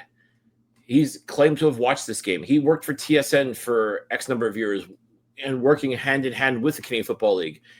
One would think if anybody understood how important 3 downs is to CFL fans and to what makes this game so special, it's him. I would sincerely hope anyways. So this is any talk of going to 4 downs, like this is a gateway to going to 4 downs and basically becoming NFL Light or NFL Canada or just another, you said it earlier, watered down version of the CFL. It's not. It really is not. I mean, take a look. You got the waggle, the Canadian ratio. I mean, still, you're still, the defense is still lining up 1 yard from scrimmage. They don't do that in the NFL. Hey, traditional kickoffs. A lot of people hate this new kickoff format in that the NFL basically borrowed from the XFL. Absolutely. Hey, guess what? You don't have that. You just have regular, normal kickoffs in the Canadian Football League. Or overtime rules, that hasn't changed. They haven't NFLized that. I mean, it's still most exciting, most interesting overtime rules. And I love this last point at the end: better beer versus crappy beer. Well, listen, I mean, beauty's in the eye of the beholder. Your mileage may vary. Taste is relative at that point. But all this to say, this is still very much the Canadian Football League. This is still very much that fun, quirky league that just different enough that it isn't a carbon copy of the NFL. I still remember, it seems like everybody likes to say football is football. And for the most part, it's true because you're still seeing a lot of the same things of the sport that you love. It's just that the CFL does have so many things that make it interesting, make it unique, and makes it ultimately an exciting game to watch as well. And it's all listed right here. You look at all those Maple Leafs and you know that this is still very much the Canadian Football League. And a lot of these things simply aren't going to change. I mean, shorten the field if you want by a little bit, shorten the end zones a little bit, move the uprights if you have to, fine. Play clock, this, that, and the other. I mean, there's still so much of this game that's here, and quite frankly, I don't ever see changing. I truly don't think this league will ever go to 4 downs. What's the point? Why? Why would you do that? I think what makes the Canadian Football League so special is that you have these little nuances, and it's amazing to me like how many Americans come up here, watch the game, play the game, try to understand the game. Some do, most don't, but the ones that do, they end up falling in love with it. They end up appreciating it. They end up realizing, hey, this is some pretty awesome stuff. The ones that don't, let them go have their watered down football in the States. Let them go, do that 4 down nonsense and all that stuff there. And don't take me wrong. I love the NFL. I grew up on the NFL. Truthfully, I've watched more NFL football than I have CFL football because there was a time when the Alouettes weren't around. And for me, it was NFL or bust at that point. But the minute the CFL came back to Montreal, I was in. I jumped in both feet, full force, 100% full send. You name it. I did it. Now, by the way, you just brought up a good point, and we were talking about it. You talk about players. I think it's a good that because you just brought it up. I know you want to finish your thought, but I think we need to pivot to talk about how some of the players and coaches have reacted because there was it was the pendulum was kind of even, but the ones that really stood out were really the comments that we got from some of the players. Mm-hmm. No, you're right. And It's funny because One of them obviously being Nathan Rourke. I know. Kid Canada. Yeah, I know that Davis Alexander chimed in, even though, in my opinion, as much as I love Pablo as his reporting for Three Down, I think the title of the story could have been different because, anyways, I'll leave it at that. Well, you kind of buried the lead there. Why don't you expand upon that? Well, I gotta find it. I gotta find it here. So while I'm looking that up, talk about Nathan Rourke. All right. Well, Nathan Rourke is not a fan of these changes, and instantly, if he wasn't a folk hero to some, he's definitely become a folk hero to even more. Even if you're not a BC Lions fan, simply put, because he basically took up the mantle, I think, in a lot of people's eyes for Canada and for the CFL, saying that no, we don't need to make these changes. The rules are fine. There's no problems with any of it. It's garbage. He actually described the rule changes as garbage, which is hilarious. But that drew a groundswell of support for him, and all of a sudden, everybody is people have just become all the biggest fans of Nathan Rourke as a result of this. Like they see it as someone who is standing up for the league, standing up for those fans that don't want change, that don't want the status quo changed or anything like that. Like they want to keep the Canadian football. They think the Canadian Football League is perfect. Don't change it. Blah blah blah blah. And he also talked about the fact that the players and coaches had no idea of any of this. They found out the same way the media found out, the way the fans found out. Everybody found out right there and then on Monday what these changes are. Like there was no consulting with them. There was no floating any of these ideas by coaches, by coordinators, by players, anybody involved with the actual playing of said game. Everybody was blindsided, essentially. Again, a lot of players were open to the idea of the changes. A lot of people felt, okay, these changes have to be made, and they're willing to embrace them. Now, a lot of those players that are open and willing to embrace them happen to be of American descent. Even if they've been playing in the Canadian Football League for years now, they're open to the idea of changes for any number of reasons.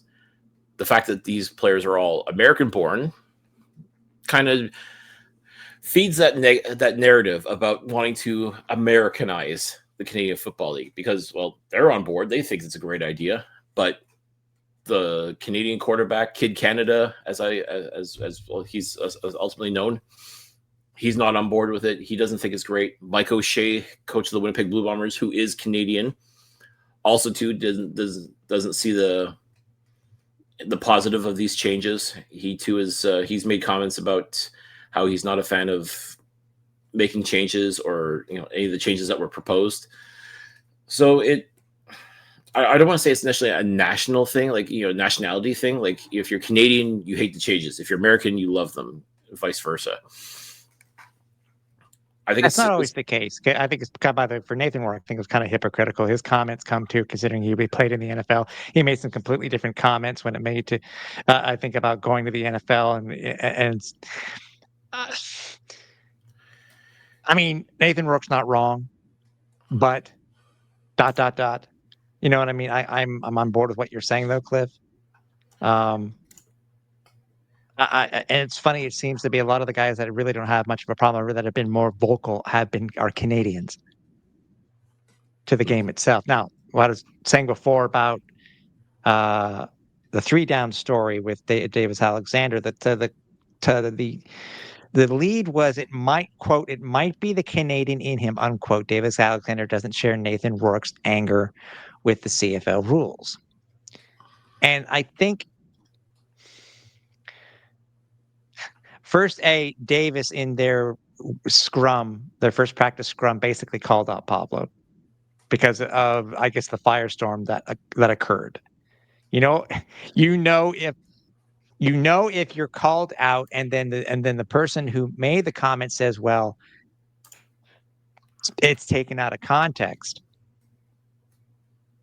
It's called read the story. And, Davis isn't wrong, but he's professional enough that he apologized if he offended anybody.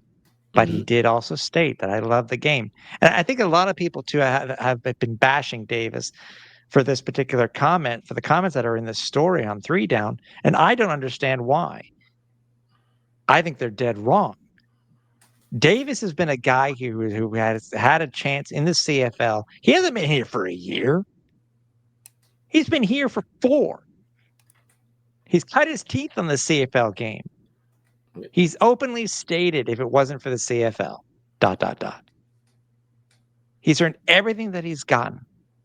Doesn't matter if he's Canadian or American. He's earned everything he's gotten here in the CFL. I think the comments were taken out of context. I mean, Davis, again, I think you need to go read the story and then see Davis's comments on the after the post-practice scrum that was on YouTube on Tuesday. And he even went on social media and did a mea culpa as well. And he shouldn't. Did he have to? Hell no. No. I mean, and to go back to Nathan Rourke here, let's not forget he basically referred to his CFL career as an unfortunate detour because ultimately his path was to get to the NFL. Let's not forget he's an NCAA quarterback who played extremely well. Probably felt he should have been drafted into the National Football League. He was doing everything possible to get himself into the National Football League. Ended up being drafted by the BC Lions. Came in, played lights out football. He won Most Outstanding Canadian in 2022, and then booked it for the NFL. The first opportunity he got, he was out the door, and all of a sudden, it was all about trying to make it in the NFL. Bounced around to a couple of teams, and I will say, yes, there's no doubt in my mind there is politics when it comes to CFL players, quote unquote, in the NFL that they just are never going to get a fair shake. I mean, there are exceptions to the rule. Cameron Wake, Alex Singleton, Jeff Garcia. These are guys that have played in the CFL, went to the NFL, and had success. But those are the exception, not the rule, unfortunately. It seems like for every one of those guys, you get guys that go try their hand and ultimately come back to the CFL because it's not because they're not good enough.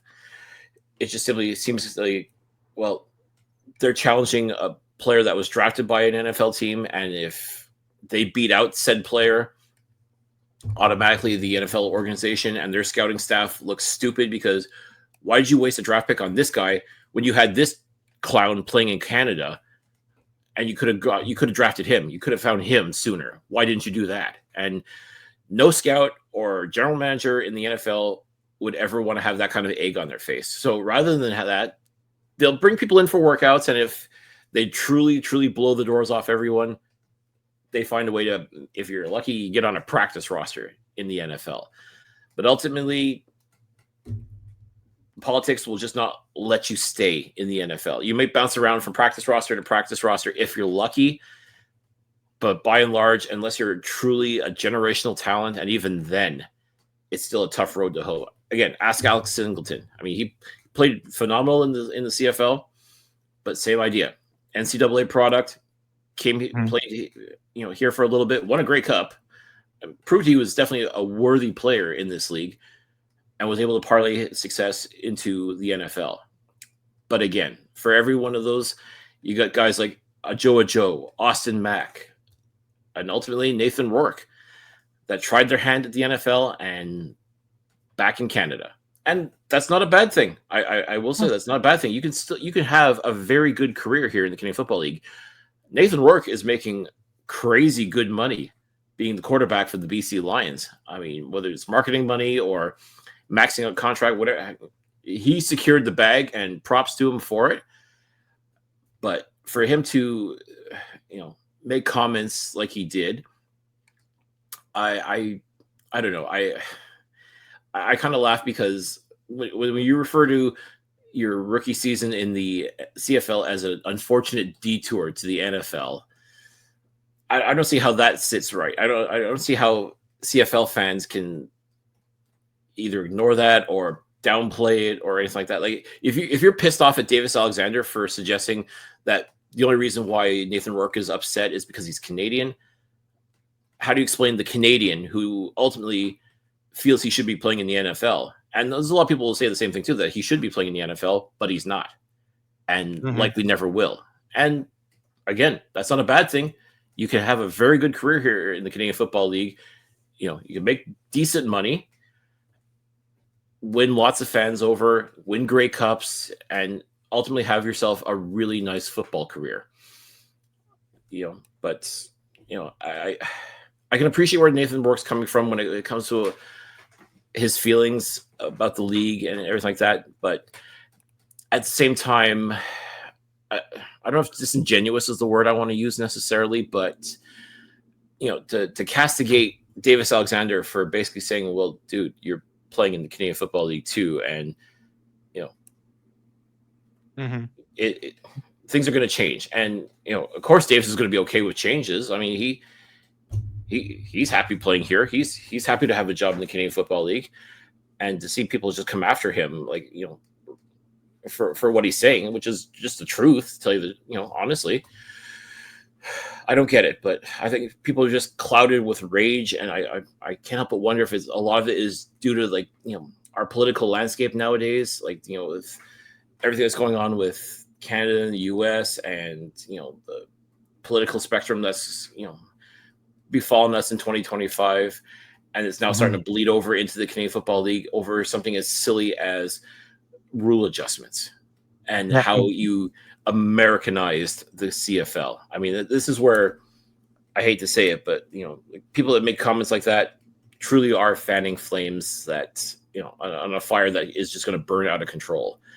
Oh yeah. By the way, Hamilton, Bo Levi Mitchell today said in a story on 3 Down, agrees with CFL rule changes. Believes Nathan Rourke deserves grace for criticism. He goes, I gotta think you got to give the guy a little bit of grace to understand that he's an icon to a lot of Canadians. And there's no doubt in my mind he is. I'm sure there's a lot of people that truly do admire what he's able to do, and he is a very good quarterback. There is no one's denying that. No one's going to take away what he brings to the field, what he has done for the BC Lions from the start, essentially. Yeah. But yeah, I mean, I feel bad for Davis though, because he spoke his mind. This is what makes me laugh. You want people to speak your mind. People want to hear what you really have to say. You know, they don't want boring cookie cutter answers and, you know, boilerplate commentary. Davis just said what, and he wasn't being I don't feel he was disrespectful. I don't think he said anything out of turn when it comes to this whole Nathan Rourke thing. But people are just ready to jump down his throat because he's American, and like, he was seeing it as the quarterback in the CFL, which I get. You know, I think Davis and some others are being vilified. I mean, Coach Moss would not even comment on it officially. He was asked the question. He goes, "I'm just concentrating on 2025. We'll get to 2026 when we get to 2026 and beyond." He's a smart man, and I'll give you another example. Stavros Katsantonis for the Hamilton Tiger Cats. He's Canadian.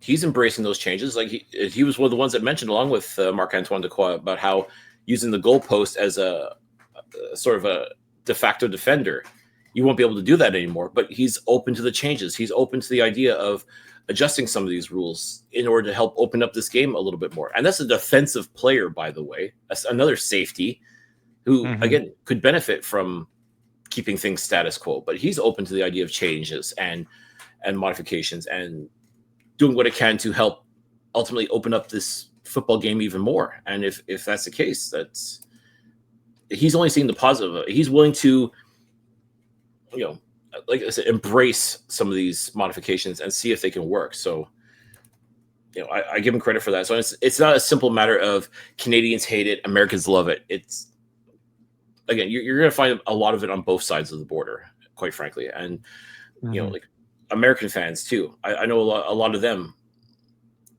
they fell in love with the Canadian Football League for a lot of these quirky things. So they're not going to want to necessarily change it either, because they've got access to the NFL. If they wanted to watch the NFL, they can. If they want to watch like a knockoff or a light version of it or whatever, you've got those options as well in the United States.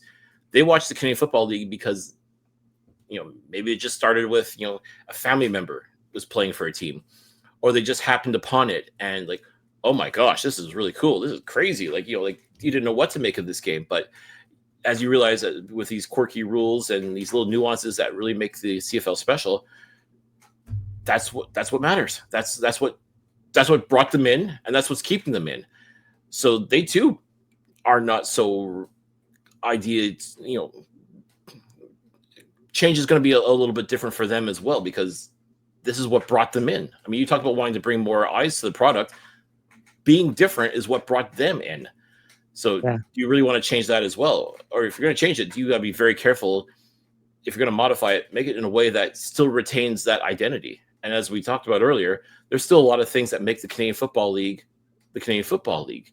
Oh yeah. As long as you don't touch those, I think you're fine. I mean, these changes that are having to be made are not going to be made easily, but at the same time, I still think they're worth exploring. They're worth embracing. They're worth seeing through to, I don't want to say the bitter end because that sounds negative, but it's worth exploring. Yeah. Let's put it that way. It's worth exploring. It's worth testing out and seeing if it can work. My last comment about this is that 2020. Think of what's going to occur in 2027, Cliff. It is going to be, if you own a popcorn factory, you're going to potentially get rich, because not only do you have to going to be dealing with these major modifications. I'm sure it'll start early with the U Sport General Assembly, but the new television contract negotiations, man, that's going to be an interesting 18 months for sure. That's it. And I was going to say, what do you think as fans? We want to hear what you have to think. DM us, reach out to us on all of our socials. We want to know what you think about it. Are you as passionate as we are? Do you think it's a watered-down version, a partially watered-down version like I say it is? We just want to know what you guys think about it. Are you willing to embrace those changes? Are you willing to understand where the league's coming from in terms of them wanting to put forth a better product? Because I think that's really what you're not just making change for the sake of making change because you're bored out of your skull and like, screw it, I'm going to start effing with the rules and this, that, and the other, and whoever doesn't like it can go kick rocks. It's not about that. It's about trying to see what you can. Yeah, it's about trying to see what you can do to, make things better, make a more exciting product, and increase scoring, which I think a lot of people feel like this could help increase viewership as well. I'm going to go back and say it though. You can change all the rules you want, and that's all well and good, and that may help make things better or worse. We won't know until they actually happen, but ultimately, you still got to market the hell out of this, and not market changes. I'm talking about marketing players, teams, everything that makes the CFL special. Quite frankly, I don't know what the CFL marketing budget is. You got to find a way to really sell this league. And that, if you start doing that, you start selling this league, the teams, the players, and so on. That's what's going to get people interested. And if you modify the rules to make a better viewing experience, great. That means they're going to stick around. They're going to keep watching. They're going to buy merch. They're going to buy season tickets and all of this stuff. But if you're just making change, I don't believe they're making rule changes for the sake of rule changes. I just can't buy that. And I definitely do not think they're trying to Americanize the Canadian Football League. Anyone who thinks that is, I'm sorry to say, just not seeing the forest for the trees here. Yeah. We do have a game this week. It can be if we keep talking, we'll just walk right over to the stadium and go to it. I know, but we appreciate this. This is something that I think is very unprecedented, and we appreciate. We are hoping that you stay with us for this amount of time. And again, that's why we want your feedback, because again, this is unprecedented. This really is unprecedented. Al's come into this game on a 2-game win streak versus Calgary for Friday. It's Indigenous, the Indigenous game for the Alouettes. First time it's being held in Montreal, so they will have both teams will be wearing their Indigenous logos like they did last week on their helmets. They will be in per Pre-game, they'll be wearing the orange jerseys, and they'll be using these new orange laced balls, which will be used for all kicking this week, which will all are going to be raffled off to local communities here in Montreal. But the Owls come into this game, Cliff, at 7-7. Currently 2 games behind the Hamilton Tiger Cats. The funny thing is, I mentioned that way back when at the beginning of the show, is that in this game, they do have a chance. If they win and they beat the Calgary Stampeders, which would be their 6th straight win over Calgary, they can clinch a playoff spot with a win and a Toronto loss. They can clinch a playoff spot. So by default, the first game of the week, so they'll have to wait and see what happens. So they have to do the work themselves. We've talked about this before earlier in the season. Do the work yourselves. Take advantage of it. Let's see what happens. It is currently projected that Davis Alexander will be returning to the lineup for the first time since July. Yeah. You should know we were at that game. Yep. Owls are currently a 4.5-point favorite, by the way, over the Calgary Stampeders. Coming into this game, it is still currently, he's being listed as being a start. Even with he has a back injury, it is former Alouettes quarterback and current Stampeders starter, Vernon Adams Jr. But there are some interesting questions coming into this game because we have to looking at the injury reports for the last couple of days, Cliff. And some of these are really we didn't know about until we saw about the first day of practice. First and foremost, limited capability for limited practice for Mikhail Bethel-Thompson, talking about a right elbow. By the way, this goes kind of back to the comments that were made last week for the first day of practice. That scrum, Coach Moss talking about, MBT being limited to practice because of an issue. We knew it was his elbow. And we talked about it at the beginning before about how much has this affected MBT this season. Also, we talk, the other thing too is James Letcher. James, with a lower leg injury of some sort, did not practice all week. Who's going to be doing the returning this week? Obviously, we're not going to find this out until we see the depth charts come out on Thursday. Mm-hmm. You were talking about, I think you're musing about Stevie Scott Pryor. It could be.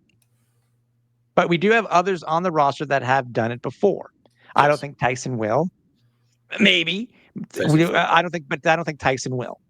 Because we want to put Stevie and keep him, basically fresh for being probably, RB1 this week, obviously. Yes. And on top of that, too, there was a comment earlier this week. We talked about, penalties that have been popping up at the most inopportune time, and that have cost the Alouettes points and potentially games. On the O line itself, it's been reported that Jamar McCloskey will be benched, or I don't know what's being used. Tiger Shank seems to be that he's going to get the start because he's usually been behind Jamar most of the time on the depth chart. Yeah. So we'll see what happens there when the depth charts come out. But it looks like Tiger Shank is going to start because of the issues that have been occurring recently. Jamar did a boo-boo last week, penalty that could have been avoidable, but it did cost the Alouettes, but luckily it didn't cost them the game.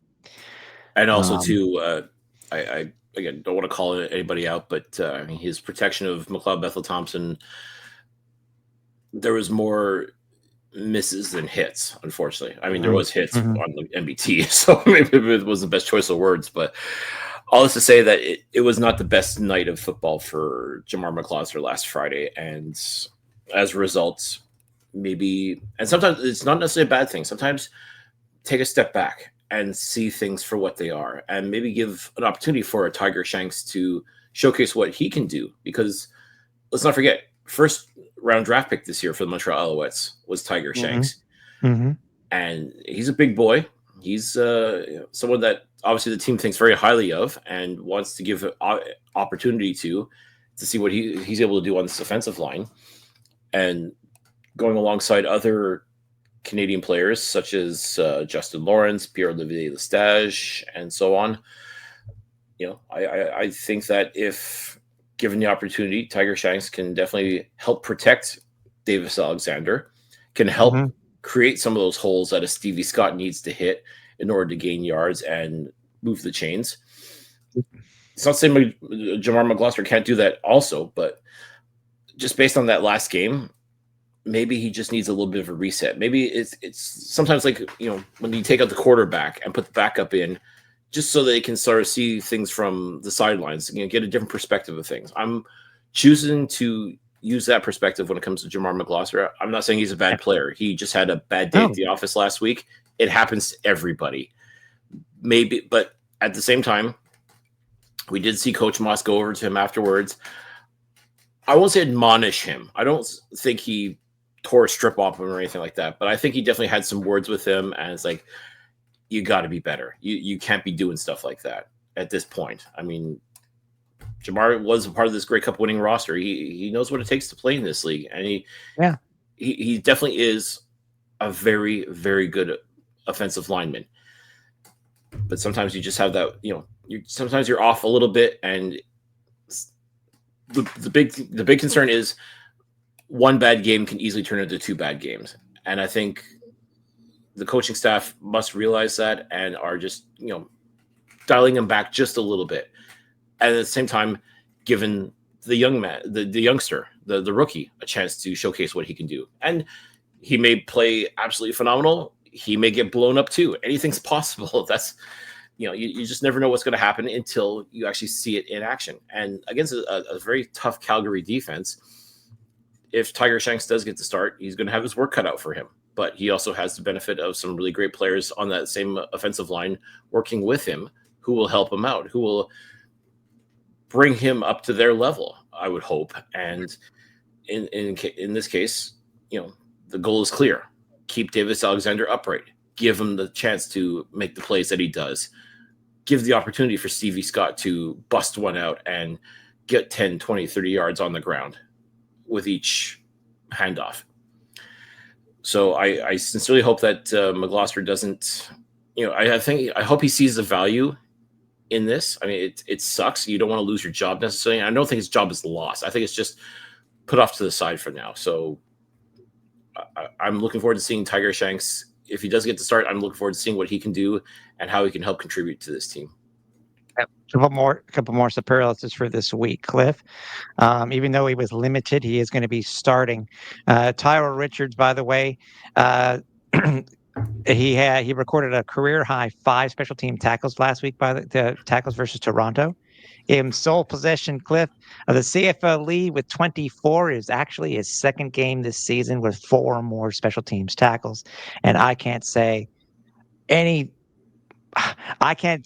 more positive about the type of year that Tyler Richards is having this year, considering a guy who has had injury after injury since he's been in the CFL. It is so nice to be able to see him shine. And he even it makes a huge presence when he's playing defense too. Absolutely. And this is the one thing that I've said about him for the past couple of years is that when he's healthy, when he's able to be on the field, he can be an absolute game changer, like not just a ratio breaker, but an absolute game changer on defense. Like, and lining up beside guys like Tyrese Beverett and Darnell Sankey, he does not look out of place there, especially like when he's been healthy. That's the key though, is when he's been healthy. When he's been off the field, you don't notice him. You almost forget he's on the team sometimes, which is unfortunate because when he does play, he does absolutely outstanding things. And this year has been a very good example of it. But also, too, I think he's played just about every game this year, if I'm not mistaken.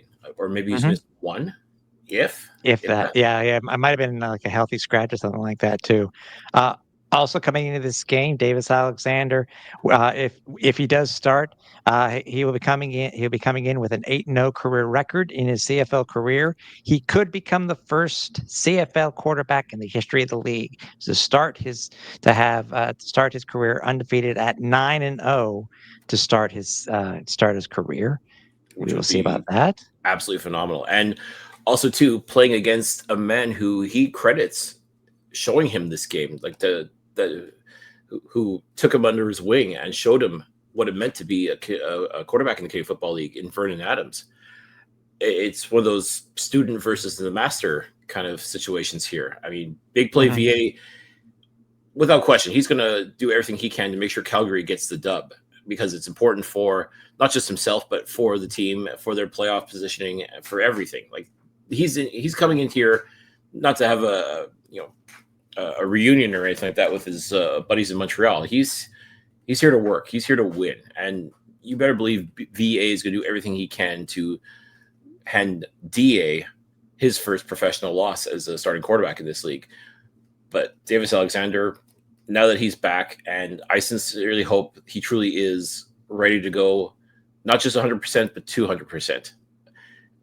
And if he's out there, and again, all indications are he truly is at that point. And if that's the case, then be excited, Alouettes Nation, because you know what Davis Alexander is capable of doing when he's healthy, when he's got everything, in front of him. He relishes moments like this. He relishes. I think he sees a moment like this. It's definitely not too big for him, but he definitely knows what it's going to take to win a game like this, a game of this magnitude. The weapons he has at his disposal now, like, it's going to be just like, the first couple of games this season where he had, the Tyson Philpotts, the Tyler Sneeds, the Austin Max at his disposal to throw to. He won't have Sean Thomas Erlington or Travis Tice to hand the ball off to, but Stevie Scott has shown that he's able to do the job and then some. This is a game that has all the potential to be a fun, entertaining game. And truthfully, I look at that 4.5 spread for the Alouettes, and like, do I agree with that? I guess I do, but at the same time, I don't know. I feel like Davis is going to want to show up in a big way and put as many points on the board as possible. But then I think VA too, same scenario. And like, I feel like these guys truly are cut from the same cloth. And maybe it is because VA took Davis under his wing and showed him the ropes and everything like that when they were both here in Montreal. But I think big play DA, Davis Alexander, he's going to want to say, listen, man, I've got the Grey Cup ring. You don't. I'm going to show you who's boss. And that's just going to make for an even more entertaining night at Percival Molson Stadium this coming Friday. Oh, yeah, for sure. And it's going to be fun. No rain by looks of it. I think maybe 19 or 20 degrees. You may need to bring a jacket. A reminder that there is a current issue with the strike when it comes to the STM.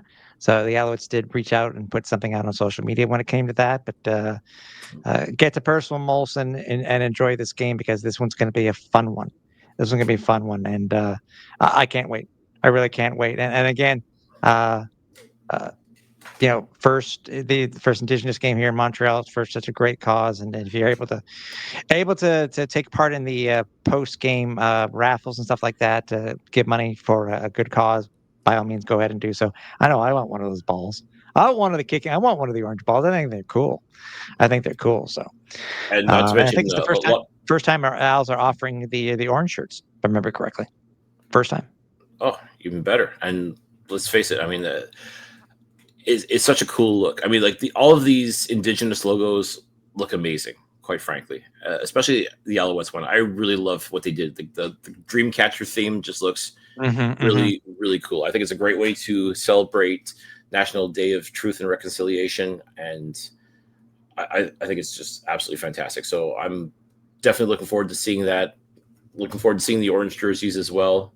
And yeah, but most of all, Tim, I'm looking forward to being back at Percival Molson Stadium. I know it hasn't been the best year, like record-wise, but still nothing beats being at that stadium and watching football. And now that the stakes are even higher, now that every game is so important, as we're in September going into October, everything truly matters. Every game counts. Everything is so important right now. So that's just going to make this game on Friday even more special, I think, is that we get to see QB1 back in action. We get to see,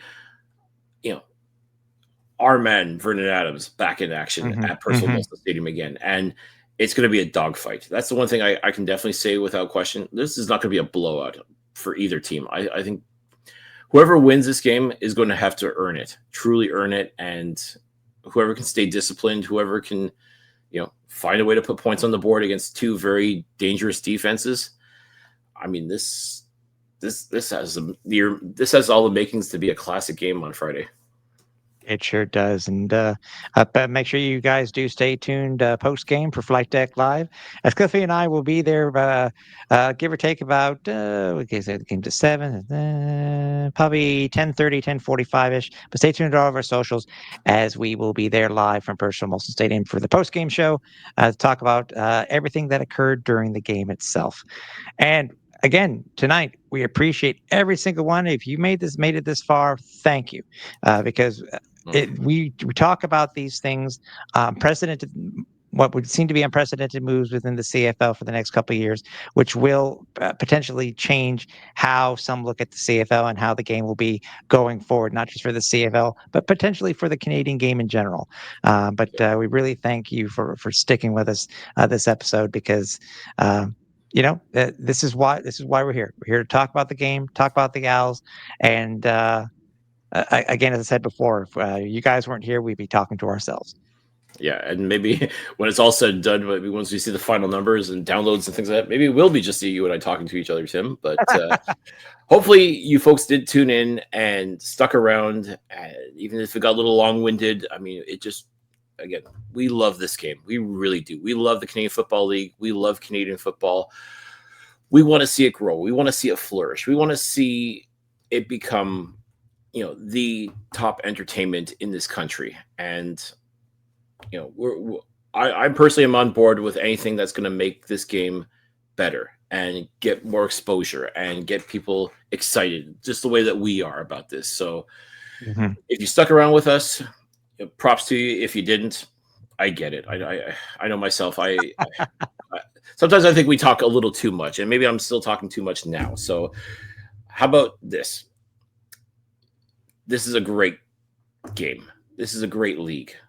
We have great people involved in this, and I'm going to trust that these great people are going to do everything they can to ensure that this league remains entertaining, remains exciting, and most importantly, remains Canadian.